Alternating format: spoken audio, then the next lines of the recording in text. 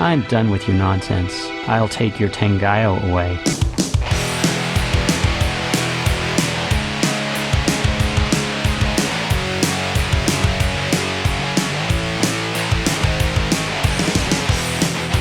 Hello and welcome to Core. This is Core, the video game podcast where we talk about, you guessed it, video games and the industry around them. My name is Scott Johnson, and I'm here with John. He might be Vincent Valentine in disguise Jagger. It's a very good disguise, yeah. if that's true. It's because no one really, he's obscure kind of, right? Nobody cares about him. People care about Vincent. Do they? Just saying that, like, in terms of physical features, I'm basically the opposite of Vincent. Like, I zigged where Vincent zagged. I get it. But like what I mean by this, and it's just to quell Beau's reaction. What I mean is nobody goes, oh, my favorite character is Vincent from Final Fantasy VII. He got his own game, Scott. I know, but nobody says he's their favorite. Who does? Who says it?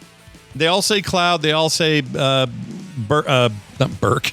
You're about to say Boobs. He was about to say Boobs McGee and then stopped. My favorite Final Fantasy VII character, Burke. What's his name? What's wrong? McGee. Boobs McGee. That's not Boobs McGee. Who has the Gatling gun on his arm? What's wrong with Barrett? me? Barrett. Jeez, it was a B name. I knew that.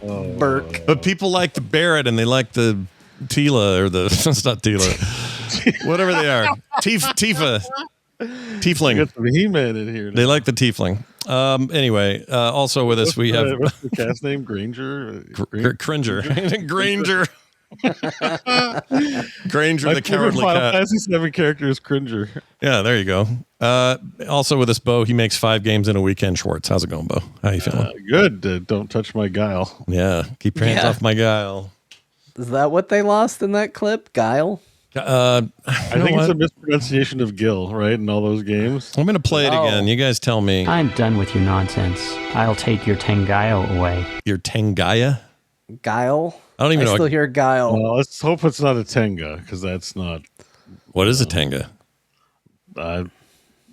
Is that look up on your own. Is that like virginity or something? It's on the corner of every Japanese town. They're everywhere. Really? Tenga store. Yeah. Okay. I was watching abroad in Japan, and they were saying there's Tenga stores everywhere, and it's kind of weird. What was her name? Just kidding. We don't call them broads anymore, Beau. No, Chris Broad, the Japan YouTuber guy. Oh. Everyone's probably seen that guy. Yeah. I was watching a Chris Broad video. No, I knew what you meant. I just thought it was funny. Hey. What's this broad over here? Yeah. Japan. I have not heard Broad of. tried to give me a Tenga. I don't even know what the game this was. I capped it from. I just looked up bad voice acting, and I found something that sounded really rotten, and that's what I chose. So It was good. yeah, It was good. it was good. I feel good about our choices. Sweet. We found the Tenga enjoyer in chat. We already got a redeemed highlight my message. Beau, tell us more about Tengas. So Tenga. Now I have to know. You can't be just throwing this around. No. He's Tengas. looking it up. It's too late. Tenga. You've already. I don't even know why I brought it up. Well, I know why I brought it up. We've been joking about it in that separate chat. Well, all right. So Tenga. What am I looking for here? Historical currency, geography, other Japanese manufacturer of adult toys. Oh, well, that's just a company name then, right? Is that how that? Yeah, it's the name of the product. It's like a Tenga store. But the thing that's fun about Tenga is that like they advertise them like on happy storefronts. Like I'll send you a photo as an example. So you'll be walking by with your kid, and your kid will be like, "What's that store?" And your mom will be like, "That's the masturbating shop." Oh, okay. Because they just have them everywhere. Anyways, that's the joke, everybody. In 2008, there was a comic adaptation of Tenga by comic artist Bucha, where they drew pictures depicting the all of the masturbators as fictional girls. Awesome. Yep. Keep Japaning Japan. Yeah, you guys keep it up over there. All I can hear is Matcha Samurai in my head going, "Why?" I love that guy. If you don't know, just look it up. I don't know. I will look it up. Matcha Samurai? You've seen Matcha Samurai. I've sent it to you. He's a Japanese guy that speaks English who just talks about how weird Japanese people are. Oh, maybe you have sent that. That's ringing a bell. But today's a bad day to ask me anything because my brain is like a hole. Like Burke and Tila in Final Fantasy Yeah, VII. kind of like that. I've already made everyone look up one regrettable thing. I think I'm capped already. You're good? That's all you get is one per show? All right. Well, I mean, I don't want to. we're not that kind of show. We're a video game show. Yeah, we talk about video games and not just the dirty ones on Steam. We usually bury the dirty shit in the back of the show, not in the first 10 minutes. So, That's right. Well, if you missed somebody probably got their significant other to listen to the show. Like, what are you listening to every week? Oh, it's Core. It's about video games. They finally went, fine, I'll listen to one, and they're in the car with the kids, and we're going like, yeah, back Tenga's in Japan. Like, it's my fault. It's my fault. Yeah, blame Beau. Yeah, the BB, we call it the BB, blame Beau. Yeah, that's what happens when you make 5 games in a weekend. If you missed our pre-show, and I'm sad you did because you're not a patron or you're not here early for the stream, but we talked about the death of Peter Cullen, rest his soul, and a little bit about Johnny Quest. If you're wondering why these things would come up, you need to become a patron and find out for yourselves why we talk about those things. It was a very good pre-show. But now it's time for Our Week in Gaming. All right. I played something I'm so excited about because of who you two are. Okay. Because of us. Yeah, because you guys are a certain kind of, we have a certain shared origin to this show. You might call it Heroes of the Storm. I found a game that reminds me of Heroes of the Storm if you had it become if it was a MOBA plus a roguelike plus you get to play a lizard cowboy or other character. He's just one of like 8 characters or 10 or whatever it is. But it is this game that in our Discord, Cruddlefish just started talking about one day, and he put a link to it and said, this seems kind of neat.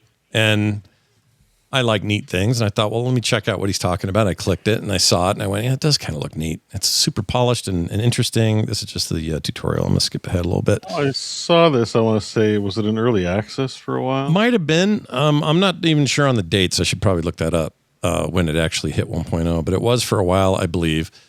And this is the best way to describe it. It's like top-down action roguelike. So roguelike elements of, think probably the closest analog, given the kind of combat it is, I would say would be like, what's it called? Hades, the Hades games. Not a rip-off of that by any stretch. I just get the same kind of rhythm out of it, where it's a lot of skill shots and the combat can be very, high, what do they say? Low floor, high ceiling, or whatever it is. You can master stuff, and if you want to, but you can. MOBA controls right off the bat, like very much so, yeah. And even if you look down at that bar is like straight up like MOBA. Oh, that's key sick placement, because that's always one of the Yeah, that's always one of the things where I'm like, they don't do this enough. Like every time they do a top down, it's got to work with the controller, and it's like that's fine and all, but like I like. And this it works with a controller as well. But if you are a keyboard warrior and rather play your MOBA style game like a true MOBA, this 100% is that. I think you could still do a controller. I'm not. It's not that I'm strictly poo-pooing controller. It's just it's that twin sticky, Hades feel, right? Where it's like it's good too, but it's not. Because you can do MOBAs with controllers. I mean, Heroes of Storm should have had a controller. They really should have to start with. But like, you wouldn't get as refined control schema. It's still like a different feel because of the auto attack. Like the nature of auto attacking is that like you don't miss. Like everything in Hades is a skill shot. They're really easy to hit because you have big hitboxes. But like, there's no auto attack mechanics. So yeah, and this game lets you play. I mean, it honestly, when I was playing with keyboard, I tried it both ways. It plays a little Diablo-ish and it plays a little MOBA-ish. And at the end, it's not MOBA in the sense that you need to farm or there's a giant map and you're got to go kill the other guys. It's just the combat is very MOBA-like. Like skill shots and controls are very much MOBA-like. So you got a lot of dodging and quick positioning and your stuff's based on cooldowns and all of that. What I really like about it is the variety of it. So the game supports or starts with your first guy is this lizard shooter guy, which I think is who we're watching right now. He's mostly a range character, although he can get some abilities that are melee, as you could see when he was doing that spinning blade. There are 8 of them total, looks like. I said 10, but it's 8. And they're very diverse. You got the close range melee, the range DPS, tanks, support classes, all that stuff. Pretty unique mechanics, starting skills, stat progression for each one. And I haven't gotten to all of them even. I've unlocked, I think, half of them. I have the first 4. So I'm really excited to unlock the rest and see how it goes. But instead of calling these abilities, you're traversing dreams and you're build system of abilities is based on what they call memories and essences. That's what they call their build system. It works like this. There's over 150 unique active abilities. These are called memories. And these are your like straight up, these are your attacks, your actual abilities, not your passives, but all your actives is a better way of saying it. And then you have these passive sockets. You can see them. Well, they're not really showing them in the combat, but underneath each one of those, there's 3 little slots that you can fill with these gems called essences. And those are your passives that will change up how you play. So they alter attack properties. They enable massive build variety. There's room for game-breaking stuff every time you go. Weird synergies. Think of it as like, the stuff you do in Hades or any of these other. They all have some form of this, right? This one's interesting because you're picking them up as you go. There's kind of an RNG aspect or Diablo aspect to it. They have quality rankings and kind of like loot colors, but not quite the same. It's a percentage thing. So, and you can upgrade them in certain ways as you go along. Really cool build system. And you only start with 2 main abilities and a passive, and you have to fill those other 2 in with stuff you decide you want to build with.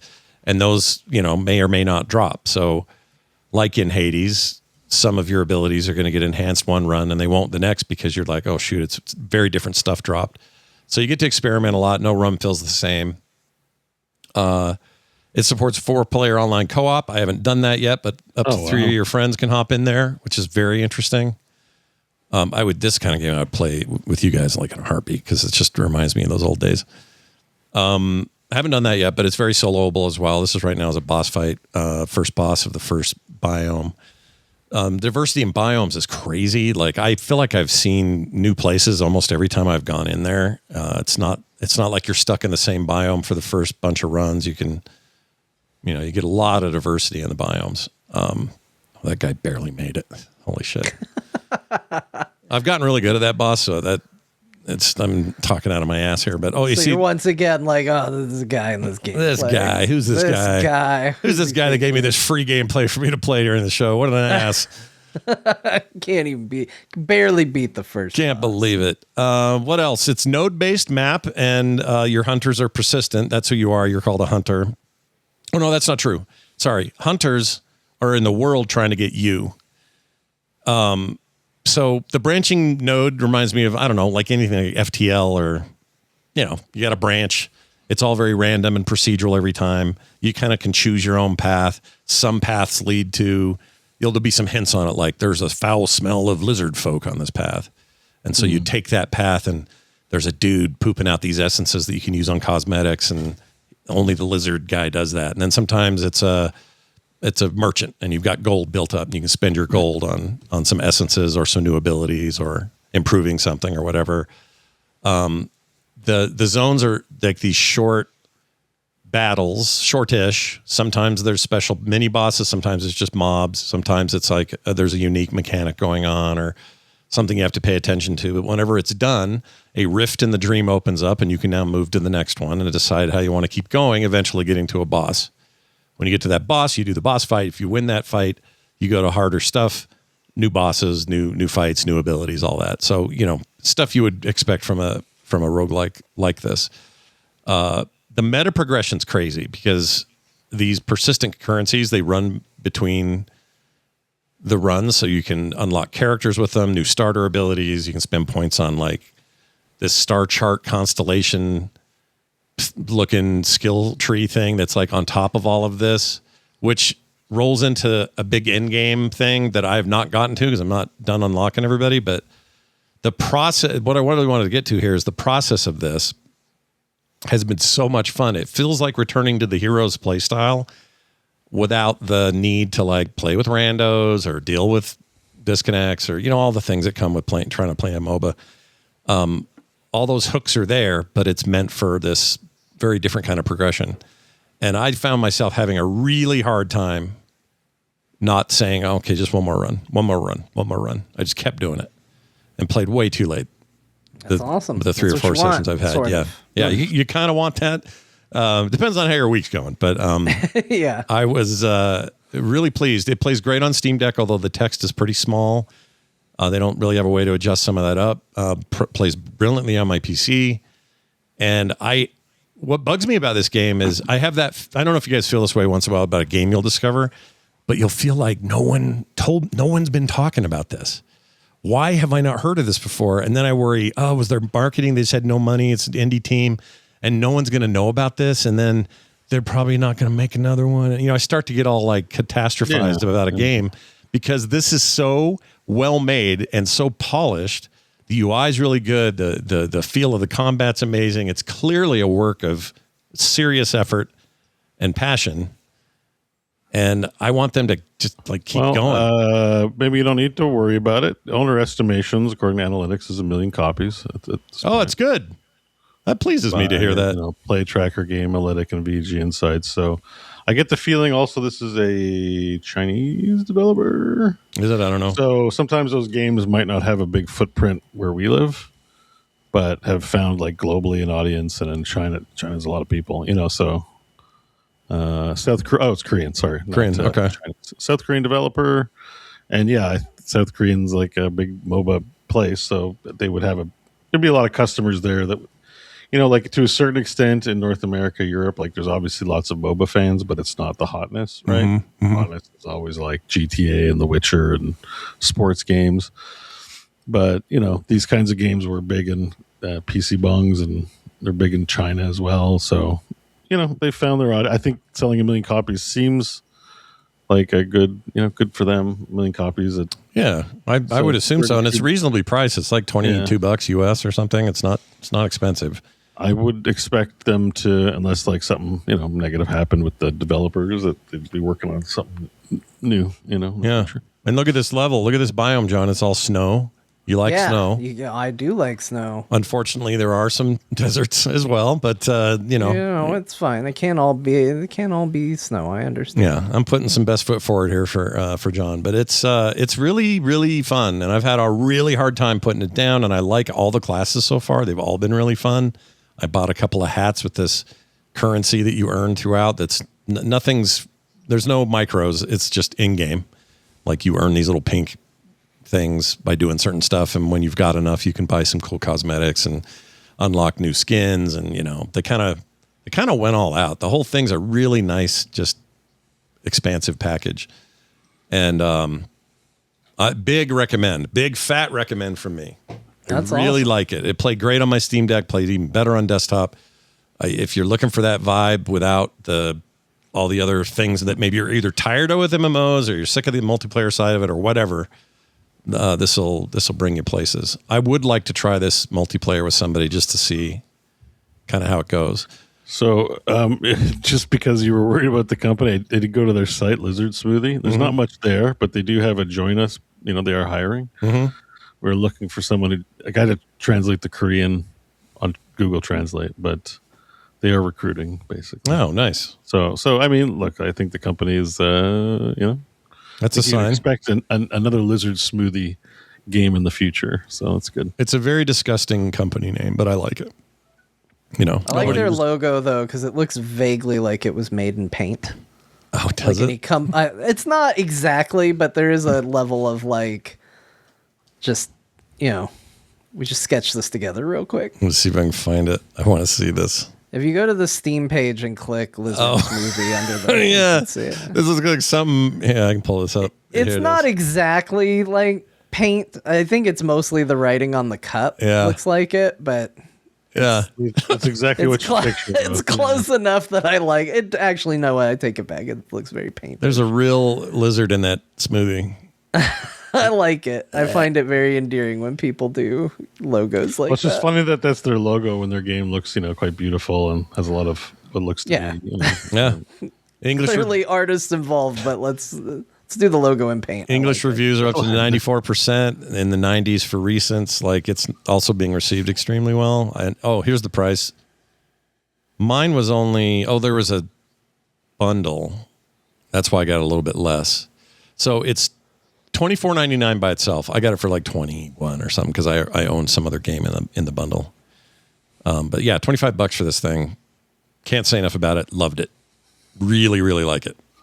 I'm gonna take that one with me to Moab when I get down there. All right. I also played a game called Spinny Dungeon. Yeah. This one grabbed me, and you'll see why, because I also played Knifey Spoony. Knifey Spoon. Pokey knife. No, so this is a game that is a dungeon crawler kind of game. Virtually you're dungeon crawling, but really you're just playing a slot machine. The mechanics are slot machines, but it also includes a bunch of like these modifiers are adjacent to the thing, and that's going to cause these to explode or these to double in value. They're skipping the game and going straight to the behavioral science. 100% of the 100%. You're exactly right about that. And even though there is some manual stuff though, so like when I go and roll for whatever, I get all this stuff that comes up, and it's like meat and weapons and fruit and fish and all these things have different effects on things. You also earn mana. Yeah, and you earn mana. You will automatically attack stuff with the weapons on screen like that. That's happening automatically, and then you get a new chest. But those over here on the right, you see the 5 and the 15. Those special abilities, those are starter abilities for this character. You can unlock more. You use those to do special stuff. It reminds me of what was the match? Puzzle Quest. Yeah, Puzzle Quest, the match 3 thing. Very similar to that. You're like, I'm going to use this to take 10 life off that creature. So the monsters like reappear and like they're moving your direction. But like when you do a pull, like the monsters you're whittling down may show up again as part of the thing. If you didn't kill them, they'll keep moving to the left until they hit you. Now, when he hits you, it's because he's melee and can't do anything till he gets right to the edge. But there are characters you have to fight that are ranged, and so they may attack you from further spaces away. The goal is to try to be strategic about which ones you whittle down first, and there's a game here. Yeah, there's a game here, and there's food management, there's health management. Crazy. One thing there isn't is a background. Yeah, it's just a lot. I mean, it's a very simple presentation. Yeah, I'm not trying to poo-poo it. It does look neat. Like I appreciate the idea. I kind of like it for that, but I don't. Because it has the combat aspect to it. It does have all the elements just remixed into a slot machine. Mm-hmm. So yeah, and it's scratching a weird itch that I get for. Yeah, well, fun indie games are fun to what ideas people are playing with, which is I think I think that's what this where this is winning. Yeah, and there's something also I like just enough RNG in my game that it feels dangerous, but then I can do things to mitigate. Are there different characters to play? Oh yeah, so this is I think you start with 2 available. Him and there's a lady who's like John's kind of character. What do you call him? A rogue? A rogue. Like a rogue type. Lady John in there somewhere. You can unlock a magic dude and a big tanky guy and all your usuals. A couple of weird ones. I haven't gotten to any but the first 3, I think. But this was just a good chill. I don't want to do nothing else. Don't think too hard, but have that dopamine drip kind of vibe. Yeah. And it's reviewed like that. People really like it for being that. It's not easy. There are times where I get wrecked, but it's also, I don't know. I kept going on this. This is another one I had a hard time stopping. I was like, this is fun. I'll keep playing this for a while. And it gets harder and harder. Bosses come. They drop bigger loot, better loot. That loot will do crazy things to your build. It's all this kind of stuff you expect out of a game like this. And I'm a fan. So there you go. The Duelist, I guess, is your first one. That's the name of that guy. He's a duelist, even though he's only holding up one sword in his little picture there. I see. So he can duel with one sword. Oh, that's true, because he's dueling, not dual. Yeah, duel is not dual wielding. Dueling is you're good at fighting. My head went, 2 swords, but you're right. I think it means. I think I've seen that misunderstanding in some games too, actually. No man can duel with just a single sword. He must have dual swords. Anyway, it's cool. I like it. And I think people will like it too. If this sounds interesting, check it out on Steam. It is Spinny Dungeon. And if you've played like Luck Be the Landlord or whatever that one's called, I've played that one once. It's very similar to the synergistic use of the pieces that you then get lucky that they line up. And if they lined up, you have now triple damage or you have way more gold because this thing was next to the scroll, and the scroll got burned, and it's no longer in your rotation. But it meant you got a huge dump of like 800 gold, or it's all that kind of stuff. A lot to keep track of, but the game does it in a way that you don't have to think too hard. You just kind of go for it. It's really good. I like it. Okay, so there's that. And then I played the weirdest thing I've played in months. And this is thanks to a listener whose name is... Did I write it in here? Yes, Scorbutic. Scorbutic sent this to me. And I also have to thank for this game, but I didn't play it, so I'll let you talk about it. All right. Have you seen much about it at all? Like, I looked at it because I read the title and I was like, are people gifting me porn games now? That's what I thought. That's exactly what I thought, dude. I was like, is this where is this what we've gotten to? Yeah. I was sure then I of checked it and I looked at it and I was like, you know what? This actually looks cool. So tell us about the game, including the title. All right, here it is. Truck-kun. Truck-kun. There you go. It's a dash. Truck-kun is supporting me from another world, ! Exclamation point. That's the full title of this thing. Yeah. Crazy name. As you can see, it's very anime-looking, driven thing. I really wasn't sure what to expect from this. And what I got is, I'm going to skip to some gameplay. Here we go. What I got is one of the weirdest games I've played in a long time. So how do I explain this game? All right. So here's the premise of it. It's an arcade driving action game developed by Strange Scaffold. I guess they made El Paso and Elsewhere. I didn't play Elsewhere. Or maybe it's El Paso I haven't played. Anyway, they're known for weird stuff. Anyway, it parodies the infamous anime isekai trope. Isekai? Isekai, is that how you say it? Yeah. The idea is, as you can see down below, and then those who are just listening, I'll try to explain this, but you see down there below, there's like a little anime pixel girl fighting creatures in a forest. You're doing stuff here in this van, this delivery van, that directly affects the outcome of her battles down there. So she has hired you basically to be like a mayhem GTA driver in the real world, to do deliveries, to kill dudes, to knock police out, to race stuff, just like all these activities, so that she will have more power in the fantasy world, which I assume is this trope, to fight things over there. So think of it this way. Every time Beau punches his pillow in some fantasy world, that gives a big burly character the ability to punch somebody to death. Every time you do it, except in this case, you know about it and you're actually like kind of freaking out because she talks to you while you're out driving your deliveries. It's kind of the worst description ever, but I don't know how else to describe it. That's basically the game. And you play as this delivery driver. The whole thing is you accidentally run somebody over. It was like a corporate worker person. That soul went to a fantasy realm. She's the fantasy girl down there now that has to fight. And with her telepathic commands, you do what she says. And she needs to beat this Skeleton King guy and get back to the real world. I assume there's some sort of end to this where I actually do that, but I haven't gotten that far. It's very weird. You're hitting dudes, you're running stuff over, you're building up her ability bar when you do like a what do you call it? When you slide in a car. My brain didn't work today. Drift. You do a successful drift, and her little sword builds up down there. And when it fills up, you can fire it off like an ultimate, and then she can just lay waste to whoever she's fighting down there in that little fantasy window.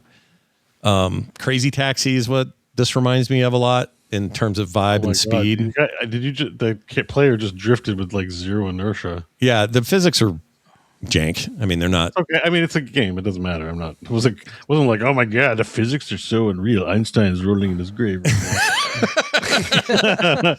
now. I get it, and it's not. I think it's on purpose. Like, could they have made something more like, I don't know, something with a little more fidelity in terms of the movement? To be unhinged. I guess I see a giant baby crying among the buildings. Yep, and you'll probably have to go save it at some point. I haven't done that yet, but there's a bunch of stuff. Oh, you can wall ride. I forgot about that. Yes. Anyway, a bunch of really dumb stuff, and everything you run into and kill and shoot or whatever contributes to the battle happening down there, which is, all important according to the girl. It's weird, man. I don't know what else to call it. It's like is it fun? Yeah, it is. It's really fun. I think it could use a little more physics because that part is a little paper thin. How do I explain it? It's like, imagine going back and playing GTA 3 instead of 5 or even 4, where the physics were ramped way up.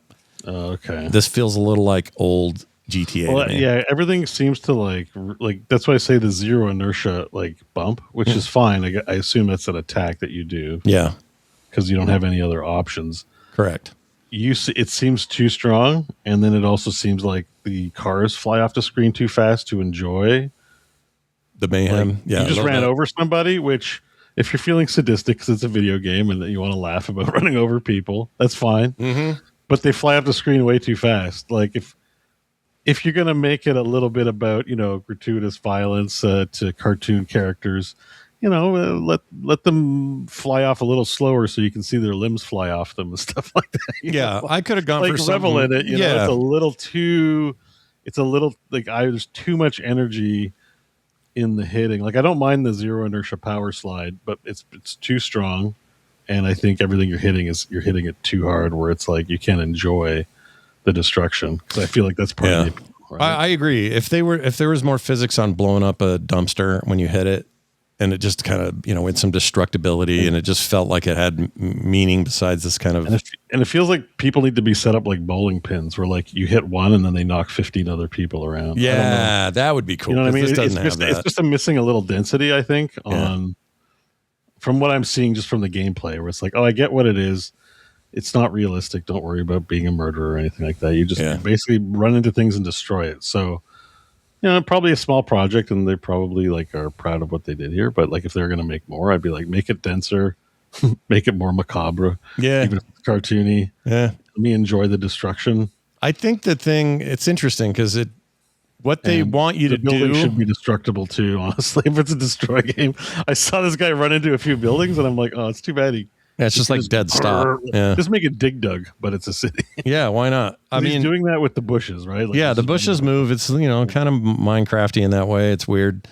I think they could have. I think they were aiming for a balance here because it is. You'll find yourself mostly like glancing down a lot, going, "All right, how's she doing? Okay, cool. It's full. Let me hit the thing." So you kind of are not just paying attention to the real world up there, and there's really no reason to be too focused on the upper world. Other than, you need to be doing the quest you've been given. There's a timer going on, usually, not always, but usually, for package delivery or, picking somebody up and taking them somewhere or whatever. I think the balance could have been just a little more toward the physics being like cool and realistic. But as it is right now, it's fun and ridiculous and great for quick sessions. I wouldn't recommend doing this all night. It's a little too... Crazy Driving's having a moment, though, right? We had Densha Tag, and now we've got Tenga-kun. Yeah. Is it called Truck-kun? Truck-kun, I guess. Tenga-kun. That's a sequel. Well, if you want to get specific, Truck-kun is supporting me from another world is the full name. And I understand that part of the joke here is they have a giant name. I just think that's hard to advertise. Like, I think people don't know much about these things. So I don't know. It's wild. I played quite a bit of this and found it to be super entertaining, but like I kept thinking Alexander would want this, John. Like he would just be. He might. He's in the market for another game now. Yeah, so we'll see. He might like it. It's very destructive and ridiculous, and I had a good time with it. So again, thanks goes out to whoever got his name, Scorbutic, for this weird ass game, and I'm glad I'm playing it. So thank you for that. Again, it's called Truck-kun. Just search for that. That's all you need. You're saying Truck-kun, but it's Truck-kun. Truck-kun. So like, kun is an honorific, so it's something you call someone, like it's like a younger nephew or younger male. Like you'd be Beau-kun. Yeah. I mean, if I was younger, we're kind of peers, so probably Beau and Nikki what we would say, but that's more of a brother at level, right? Okay. But like. You're a young man, I guess, or helping out the fancy world. So Truck-kun, it's like more of a cutie pie, like lower. So you're not saying it's not like his name's Truck-kun. It's Truck-kun. So your character's name is Truck. So instead of Truck-kun, it's Truck-kun, and it's not like Dragoon. It's Truck-kun. Okay, got it. Nailed it. It could be Truck-aniki or Truck-san, or Well, San I know because that's like that's older, respectful, like right. Like I can't think of a good one, like from a movie or something. Well, people like because I play a lot of Yakuza. When in the older era of Kiryu, people call him Kiryu-san, right? Yeah. Oh yeah, that's it. Yeah. I've heard that. I've heard it before in like Shogun, the show Shogun. Well, yeah, probably. Yeah. I mean, these are common like hyphens that they add that sort of provide context. It's like ani and stuff in Korean, except it's not hyphenated. In Japanese, in the English presentation, there always is like a hyphen after the name. Yeah. Yeah. This kind of game, at any minute, I expected an anime girl to pop on screen and show just one of her boobs if you got far enough to see her boob. That's what it's that kind of vibe that it's gonna be some kind of weird hentai thing. I don't think it is because it's not rated for that. But it's the kind of game where I feel like I'm always about this far from something like that's going to happen. I don't know why. It just does. Anyway, it was fun. What the hell is this bundle? I'm on the page. Truck-kun opened a portal to hell in the favela trying to retrieve Mitaya and is being supported from another world. What the? Is that DLC or add-on or something? Yeah, it's a bundle with two other games. With a second game called Brazilian Drug Dealer 3. I opened a portal to hell in the favela trying to revive Mitaya, and I need to close it. Dude, okay, hang on. Little side quest here. Yeah. You got to check out this game. Put a link in the deal. We're in the bowels of Steam now. Oh boy! All right, here you go. Give us a stinky linky. Okay, here we go. Oh my gosh, what is this? Yeah, I know. I had to click. I had to stop and look. I don't even think Steam knows to do with the description that came out. This is a 2025 release. Okay, so this is by Joe Veno. They're using Comic Sans. Oh, it's overwhelmingly reviewed. 98%. Overwhelmingly positive. 5,000 too. I don't know what to make of it. This is one of those lo-fi PC games that is unhinged, violent, but low poly. Yeah. It looked like the assets used look so bad. Like the face is just an emoji with big teeth. Like it's so cringe. Yeah. It's cringe core in a way, right? Yeah. They don't call this. If this had multiplayer, this would be friend slop. I'm always finding like it's hard to tell. Like, is this like good in low res, or is this like people who like the irony of playing shit? I mean, there are people who just want to watch the world burn, and this is partly how they do it. There's even a DJ apparently. Both extremely fun and utterly effing insane, which is my favorite combination of things. Yeah, it seems like people really like it. Oh, I don't like this, though. Unironically, the greatest game of all time. Nuff said. F off. You are being ironic, but they know that. That's what I mean. There's a whole subculture of internet that just, there's never enough irony. There's never, as cool as you think you are with your levels of irony, there's someone with more levels of irony. You think there's a dude at Steam that saw this come over the approval desk and went, shit. Another one of these. Look at the name. And he's like, guys, come here. Come to my cubicle. Look at this 40-mile long sentence for a title. It's probably an AI by now. That's true. So everyone's concerned about AI in games, but no one's talking about AI in Steam. Yeah, it's everywhere, man. They're totally not using it. Yeah, they're 100% avoiding it. We promise. Yeah. All right, that is what I got up to, and I had a ball with these games. Even though, so today, Star Wars Zero Company came out, and I was into TMS about 8 minutes after it dropped, and I noticed Bobby Frankenberger, who was already playing it, the bastard, and I got very jealous, and then I had to post show, and then I had to grab something to eat and take care of a thing with the dogs, which meant I have had no time to freaking do anything other than preload it. So, it's not. We're not going to talk about it this week. So it just came out. Even like Pepperoni Pete, because he was like mildly interested. Like he messaged at like 10 this morning. He's like, "So how's the game?" And I'm like, "Bro, it's 10 in the morning." Yeah, that's like drinking. No, sorry, it was not 10. It was 1 in the afternoon. But still. I feel like 1 in the afternoon is a pretty good time to maybe check out Zero Company. That's not so bad, right? That would have been all right. Well, I wake up around noon on my core days. Oh, so that's right. No, don't message me in the morning at 1 p.m.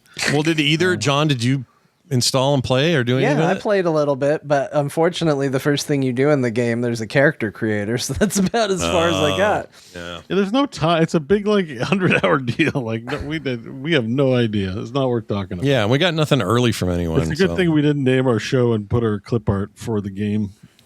No kidding. It's in our news story to talk about it, to have this conversation right now that Scott brought up early. Yeah, I did. Apologies for that. We'll save this now. We'll have it again. Call it a teaser. We've been here for years. It's a teaser. We're going to have this exact same conversation I'm in hearing about very good things 45 from the minutes. reviews. Excellent.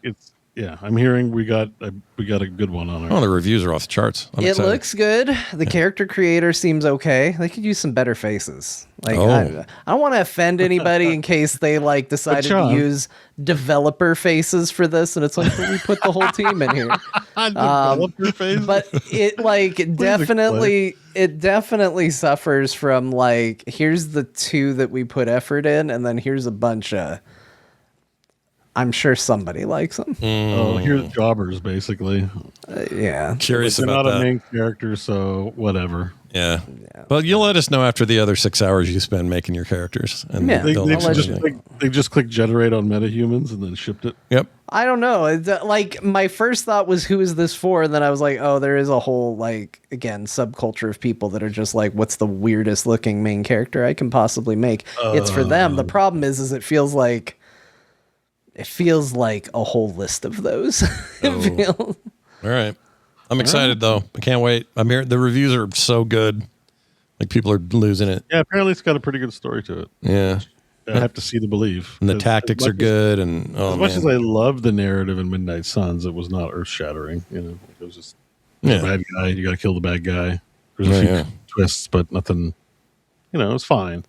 I just wouldn't be raving about it. And I've heard a couple times that it's actually genuinely up there close to Andor, and I'm like, ooh, yeah, ooh, that's not going to age well if you're saying that. So I think if you're wrong, right? So yeah, I hope so. It makes me excited. I say I got a little bit of grats for EA for putting out a game that was only $49. Whoa! And well, here in the States anyway. Well, it's probably another 10 up there or whatever the conversion is. Just having a look now. It's 64, which actually is on the lower end of. Yeah, to make a lower cost game, and have it already out of the gate, getting some of the best reviews I've seen of the year. This could be a real good win for them. So I'm excited. Cool. John, we now have the answer to the age-old question: how many dudes does it take John to beat a boss? We know. Yeah, okay. I beat how many dudes? Yeah. You beat it. Wow. Yeah. How many dudes did you beat? All the dudes. Every dude I saw. Was getting it. Dudes are down, baby. Yeah. No, they have basically 3 different difficulty settings, campaigns to work through, and I finally decided to stop trying to earn stuff in the beginning and middle one and just say, all right, let's see how I do on the final one. It's not that hard, but it's definitely cool. There's definitely a ramp up. The final boss of the game is a pretty crazy over the top encounter. So that was fun to discover where they end up going with it. And what this is a lot like, it turns out, is it's like that game, the Spinny Dungeon thing I was talking about. I know it doesn't sound like it should be because it's a different mechanic and whatever, but it's still kind of an auto battler in a way. Yeah, I mean, it's a very passive experience. You have some active things that you can do in the game during a match, but for the most part, you're making decisions and then watching how those decisions play out. Yeah, it's sort of like that. And it's, it's cool. This is one of my, in terms of passive games that I've played this year, where it's just I'm just going to chill and have something on that I can kind of play. This is pretty high, if not the top. Mm-hmm. It was really fun to discover builds, to discover ways to just break the game. I think that's the coolest thing. And if you've listened to the show, that's a thing that's important to me. I love being able to break the game. I don't really want to just be it was a struggle from beginning to end. I like the idea that I picked the right combination of things and now the game has somehow become trivial, especially when the game occasionally throws in a wrinkle where it's you've dominated every stage so far, but here's an enemy type with a special modifier that just happens to counter exactly what you built. And so this actually happened on that final run where I was going through. I wasn't losing a single dude on any match. I was picking the higher difficulty matches for almost the entire thing. And then all of a sudden they introduced a modifier that just countered my build perfectly. And I had a couple matches where it was like I went from losing nobody to, oh, you lost 30 dudes in this fight. And it's like, oh my God, what happened? Yeah, I had a feel like that. Scary when they all get wiped out. So it's fun. And probably, it'll probably stay a background thing that I play here and there. Because I do think it's a pretty cool, like I said, passive game. If you want to be doing something else, it's a great game to, I'm watching this, I'm going to just have this going as something active in the background, or, if I'm trying to do other things, manage other things around the house, it's very easy to stand up and walk away from because it's all just a section of gameplay, and even then you're not being that active during it. So, it's a wonderful game. If you're looking for that sort of experience, How Many Dudes is probably my biggest recommendation of that for the year. Yeah, it's really good. I think it'll come up again later in some category at the end of the year for probably both of us. It's very good. Yeah. And now it sounds like it's beatable, and so maybe I'll try hard. What do you mean? It has always been beatable. I just feel, okay, let me put it this way. I've made some very poor decisions in how many dudes it takes for me to do anything. And I seem to get stuck at right around the same time every time for a run. And I started to think I was the broken one. So maybe you do have to start to play a little less orthodox than you think. Like, I think it's very easy to go in with a WoW player mentality of I need a tank, I need a healer, I need some DPS, and surely this team will be invincible. And I think How Many Dudes operates a little bit better when you kind of break from that, and it's more like, okay, who'd they offer? How can I build around this? You know, this character eats fallen, allies and gets bigger and more powerful. So let's try really hard to get zombies on the team because those are going to be cannon fodder because I don't care if they die. And now that dynamic's building together. Okay, how do we balance that out? Well, healing would be really good to have, so let's make sure we get a healer. Yep. Stuff like that. And I think that's more the way you have to approach it. But my early runs, I was definitely which character will be tank? Okay, you are tank. Now I need DPS. Yeah. And I just didn't always see success with that. I think I'm seeing that through the Trinity eyes, and I need to shake it up. This run I did for the hardest run was basically one DPS style unit with a gimmick that just worked really well with my build.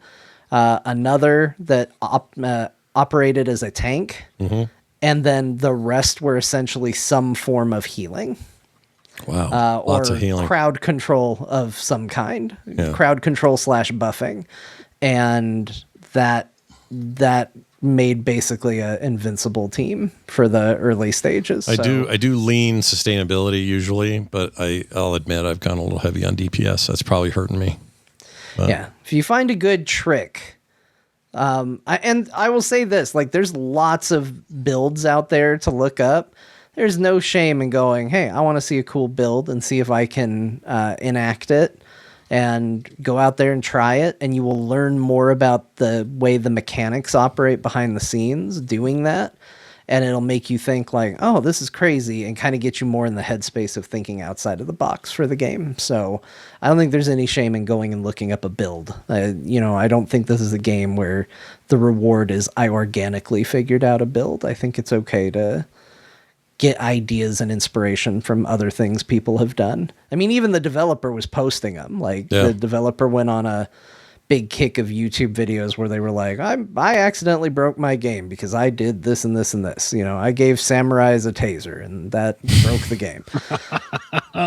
Such an amazing thing to say without context. I gave the samurais a taser and now everything's effed up. That's great. I'd love to get them back on and talk about this game because it sounds like it was kind of throwaway. We talked about it last week, but seems like the success was oh shit. I better make a proper game after this demo is basically the game. You know, all those aspects. I would love to dig down on that. So I'll reach out and see if we can get them again. All right. Well, there you go. And then we go all the way back to your PlayStation 3, sort of.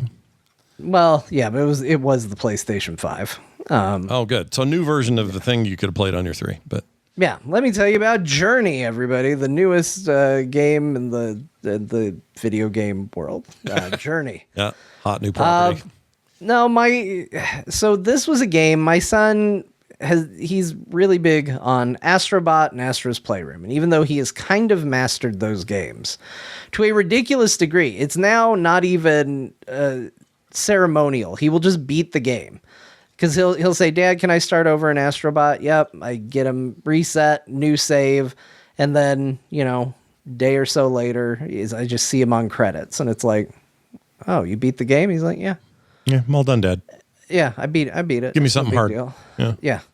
And for the most part, the craziest part is I had put him on a new save of Astrobot, and I had left him kind of alone to just work on it. And he has moved away from asking me for help. Now he just uses video games as a social experience. He just sits back there and he chats with me and I chat with him and we talk about other things. He likes to teach about it. So it's like, Dad, look. And my son approaches video games like a little scientist. And this has been fascinating to watch because he will walk out and I'll just be sitting there quietly watching him. And he doesn't even know I'm watching. And he'll walk out and there'll be these lizards that shoot rockets at you, right? And he'll inch towards them. They'll turn around, shoot the rockets, and he'll get blown up. He won't even have tried to move or run away or anything. And it's like, what is he doing? And then he goes back and he does the exact same thing, except when they shoot the rockets, he backs up a couple steps and gets blown up. And then I watch him and he does it again. And then the rockets blow up before they get to him. And then he just keeps going. And I was like, what is he doing? And then he goes, hey, Dad, look at this. And I'm like, okay, I'm already watching. And he's like, look, the rockets can't hit me here. And so he's poking and prodding at the game to test limitations. What's the range of a rocket? What's this?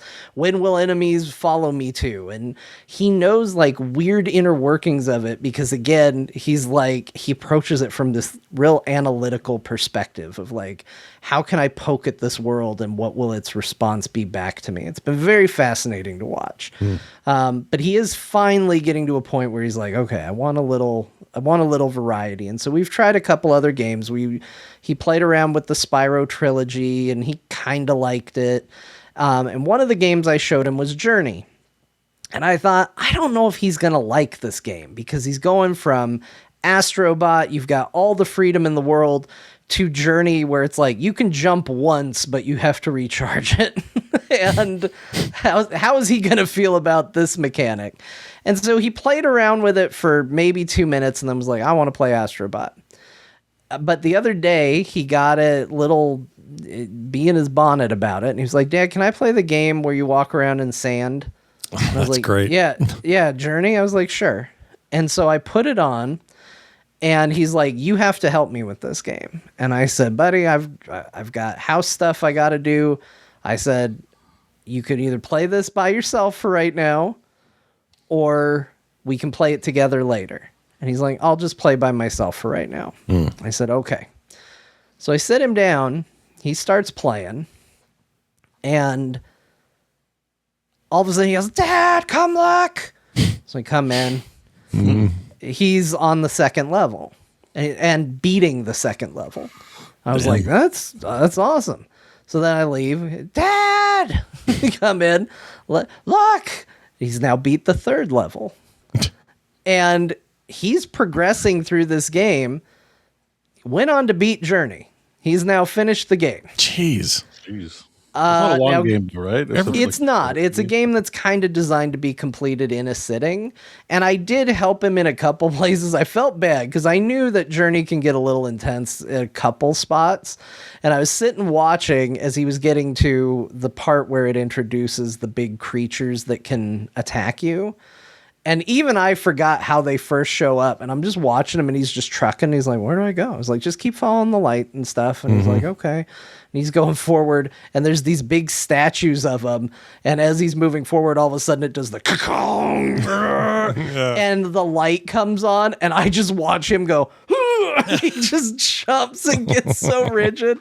And I was like, did that scare you, buddy? And he goes, yeah, a little bit. Yeah. I was like, it's okay. And I noticed him just walk back the way he came. Yeah. And I was like, are you scared? And he's like, yeah, I'm a little scared. And I said, do you want me to help you with this part with the monster? And he's like, yeah. So I played some of the monster parts for him because he didn't care for those. They're a little freaky, dude. I'm with him. They're a little scary. Yeah. So I helped him with that, but it was an interesting game to have discussions about, because Journey is an allegory for life. At least that's always been my interpretation of it.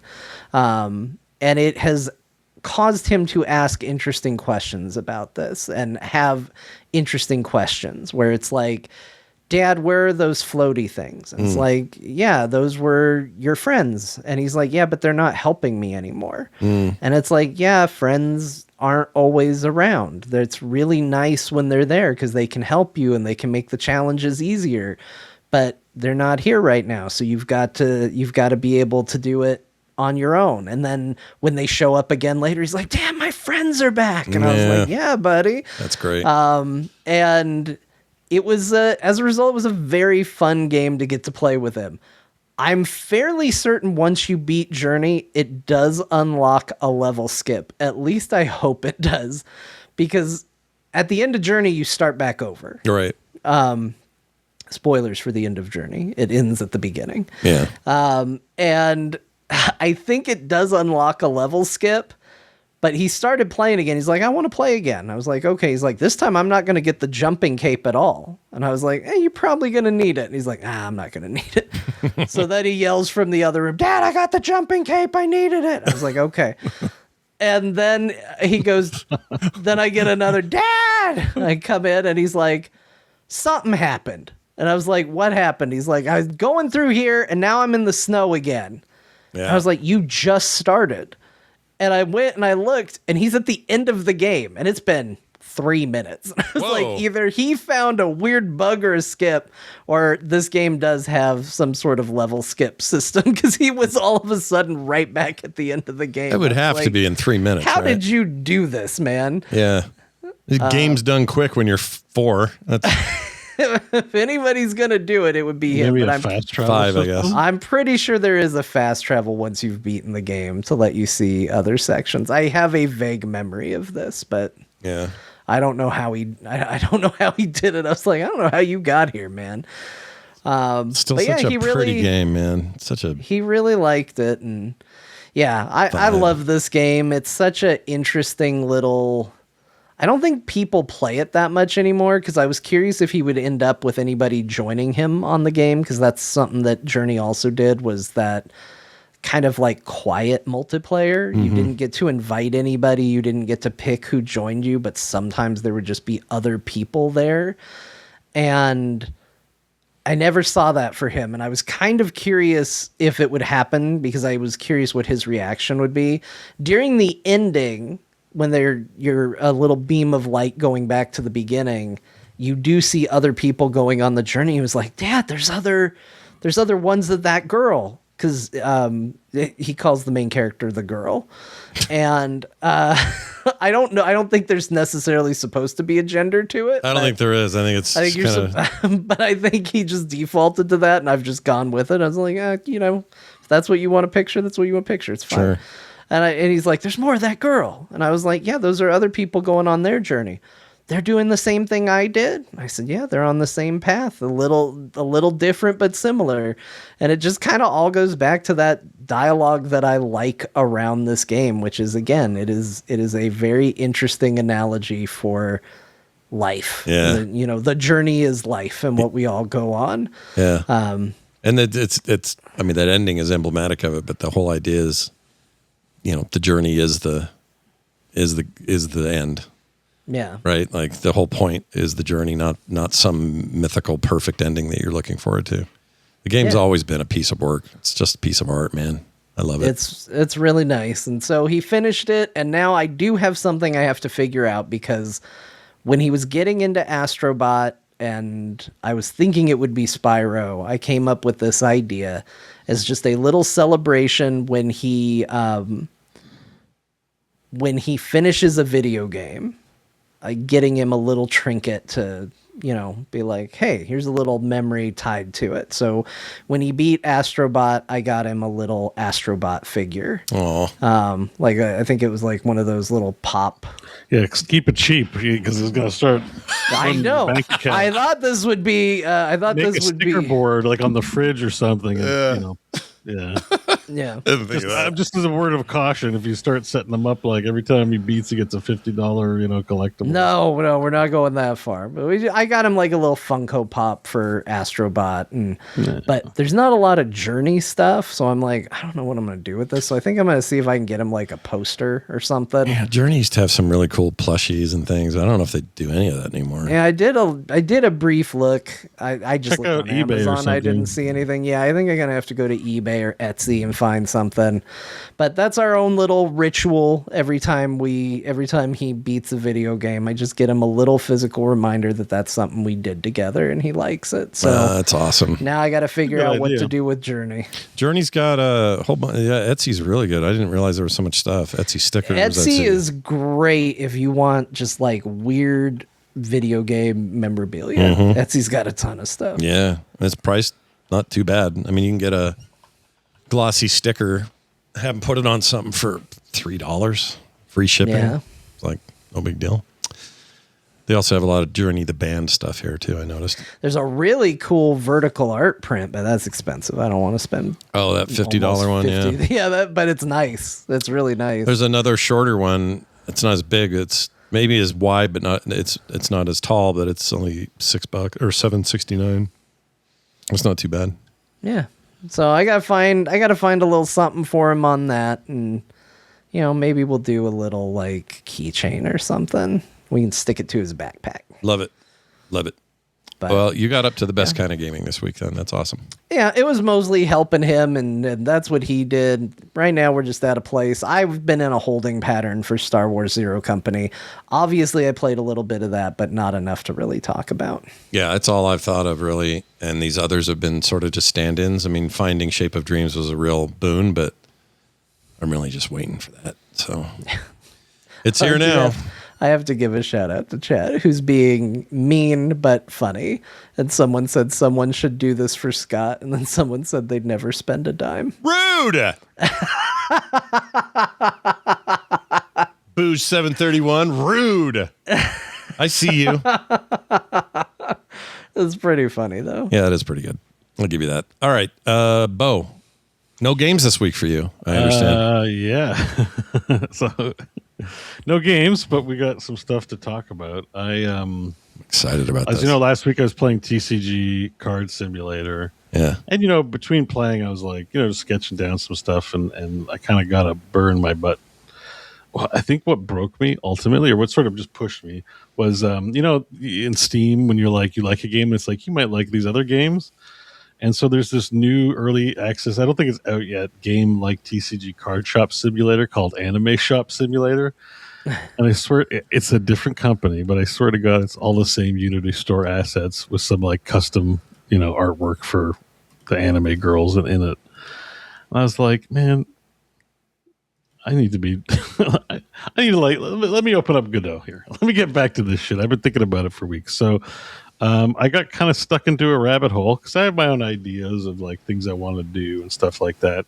And the one thing that was in my head was just like learning a bit more about trading card games or deck builders and stuff like that. Mm-hmm. So anyways, I've had my head when I haven't been at work, I've had my head stuck in Godot because I basically downloaded a free, not free, but like, everything's open source, right? So, in this day and age, when you like download Godot, you can also find example libraries that people have put together, like starter packs or just like code and node tree things that are already made that sort of just get you started.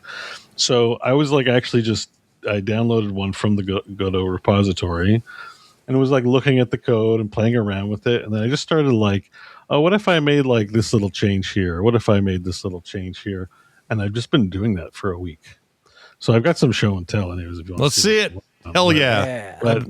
I've been looking forward to this big time. You know, it's not a big deal. Most of the novelty is very subtle and small. And it's a lot of it was learning was just like, I have to remember like, what is the syntax in GD script again? And everything's just a learning process as I just decide, what if I added this little thing and then do it. So I'll show you like kind of where I started with stuff, basically. So hang on a sec here. Love it. Let me just get my desktop open. But like, basically this isn't something I made. So if you're just looking at my screen, I realize for audio people, I'll try my best to describe what's here. Yeah. But this was the free library. So the free library just does playing card stuff. This is a mesh I added. Let me just get rid of that. So like, here's one example scene that just I think. Oh, that's like a tabletop. The cards are over there. It's just a playing card thing. Right? Like someone just made a basic. It's still basic like functionality. Hang on, let me find the right. So it's a good place to start because you're like, you don't have to create the deck. I'm learning. I don't even know how to do most of the stuff. So it's not displaying full screen, but that's fine. It's just in a little window. But like this is freely available. I didn't do anything here, right? But there's just a little library of nodes and code that like handle playing cards. See how it does that, right? So you can move cards around, stack them, do whatever you got to do. Yeah. But so anyways, I started like being like, well, how can I like this is all freeware or whatever. How can I take this and start like modifying it? Mm-hmm. So I just started like doing one thing at a time, like just and things turn. I've been doing it for a week. I'm not done. I'm still like enjoying the ride, but I'm in. I'll show you where I'm at now with what I've been working on, which is I've got the table here now because you can see. By the way, I've also had to learn to use Blender. I can use Blender now, guys. Nice. So you can see. First of all, look at the mouse hand I have. Do you see this? Yeah, I do. That's a picture of my hand. What? That's my hand there, and watch what happens when I click the mouse button. It fits. Yeah, dude. So there's 2 frames of animation. That's my hand. I love shit like that. In there. Hey, listeners and viewers, try not to imagine where that hand's been. Okay, keep going. Exactly. Yeah. It was in my butt before I took the picture. It's got poo on it. And then also, in anticipation that I might need like an error message or cannot click, I did make a 3rd frame, but right now it's just on the right click. Oh, nice, dude! You're flipping me off through the cross. Yeah, it's hard. So to like explain. you can't do this, so it's like let's say it wasn't allowed. So one of the things like I want to say the journey in the right order. I haven't even showed everything yet, but basically, so much has happened that it's hard for me to just talk about it all without taking 2 hours and getting really into the weeds. But like basically, it just involves like getting into the code. And like adding little things where I'm like, oh, now I want to do this thing next and that thing next.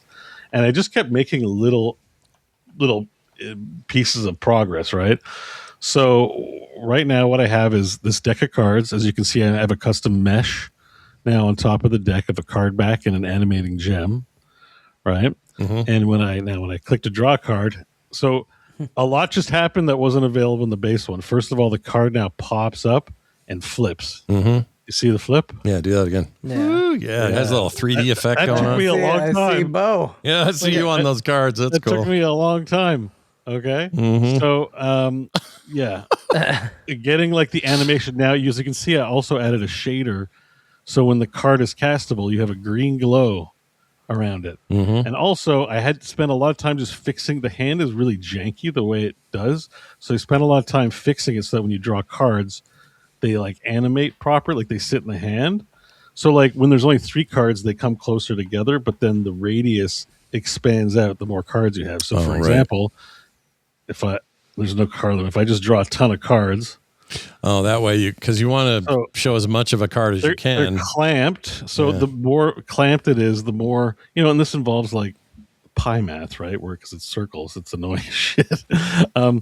So it gets more and more clutter the more and more cards there's no hand max, and they just keep stacking on the z-axis, and then as you can see I can John knows my riffling. You can riffle the cards. Yeah, that's how Beau plays card games. So I made it so that they pop out. And also, if you can't see the bottom of the card cut off, because the way the camera does, it shows the hand on the bottom, it tabs the card up. Oh, yeah. A little pause and then... Yeah. That's pretty cool. That's very cool. So one of the things was I also wanted to make 3D cards. So check this out. So I'm just going to reset the hand here and then just draw a couple of cards. So, for example, if I wanted to do, a lot of games do 2D cards, and I want to do 3D cards. So check this out. I also programmed it so when you hold the card, it tilts and does the Hearthstone. It's got momentum. A lot of games skip this part, and I'm like, oh man, I got it. I did this myself. Kind of. I'm impressed.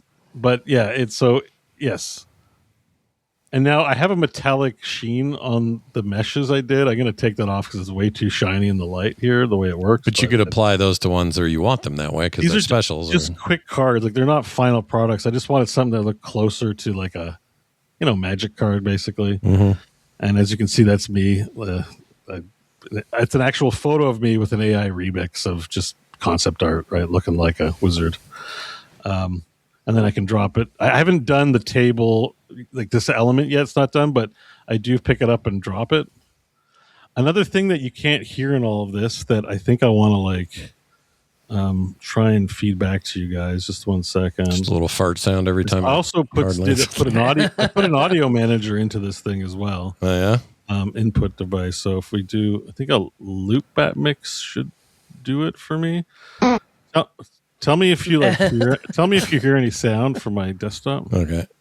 Not yet. Do you hear anything? No, just you. Working. Well, anyways, there is sounds on all of it, but I really wanted to. I thought maybe loop back mix might work quickly. I didn't test it before the show. Sorry.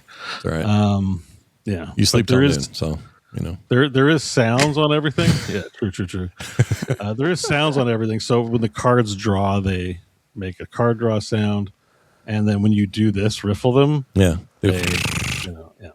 Dude. So, but like I had to I also wanted to make cards, so I'm also check it out. I don't know how to use Blender. Now you're a Blender guy. The cards are actually 3D planes.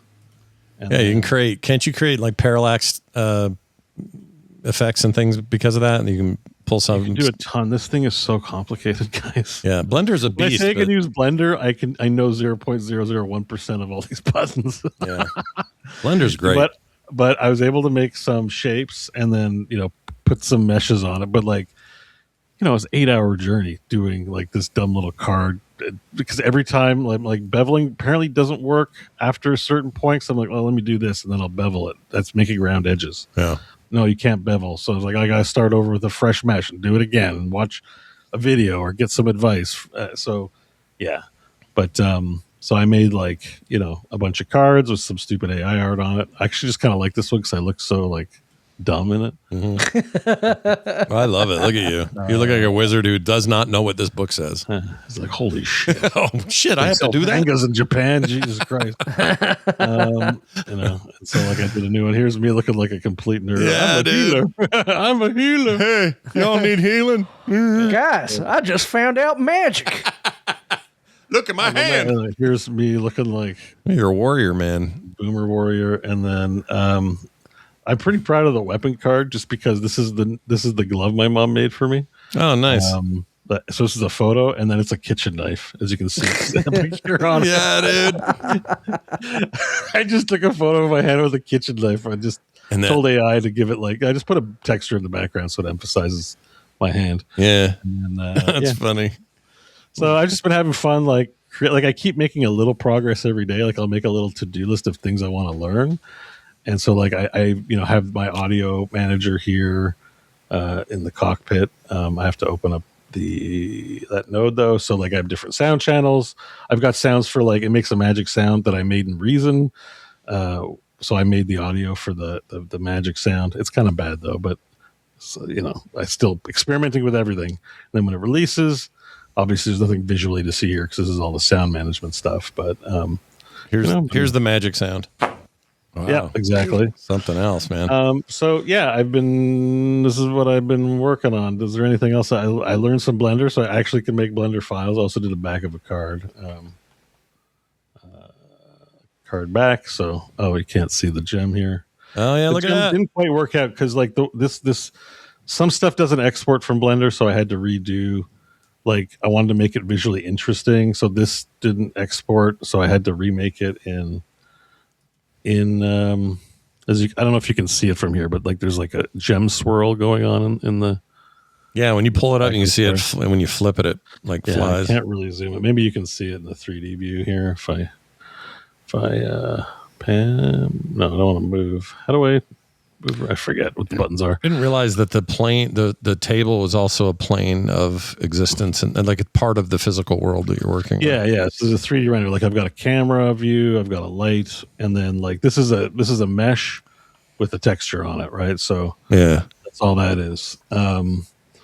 But like you can do like I have other sub views and things I'm working on. So if I have a different layer where the game is, like let's say it's more like Vampire Survivors, I'll use a different 3D game world and just mesh the two together, like you do in OBS, right? Of course, transparencies. Beau's got, you have a mind for the actual math and gameplay of these things. Like I'm legit curious about how that process is, because that's where it gets really hairy, right? You have to do game logic and. Well, that's where we can have an interesting conversation because this also the progress was also like this is like my education is AI assisted for sure, and having done what do you call it? Having done what's the word I'm looking for? Cocaine. Super Lake Run.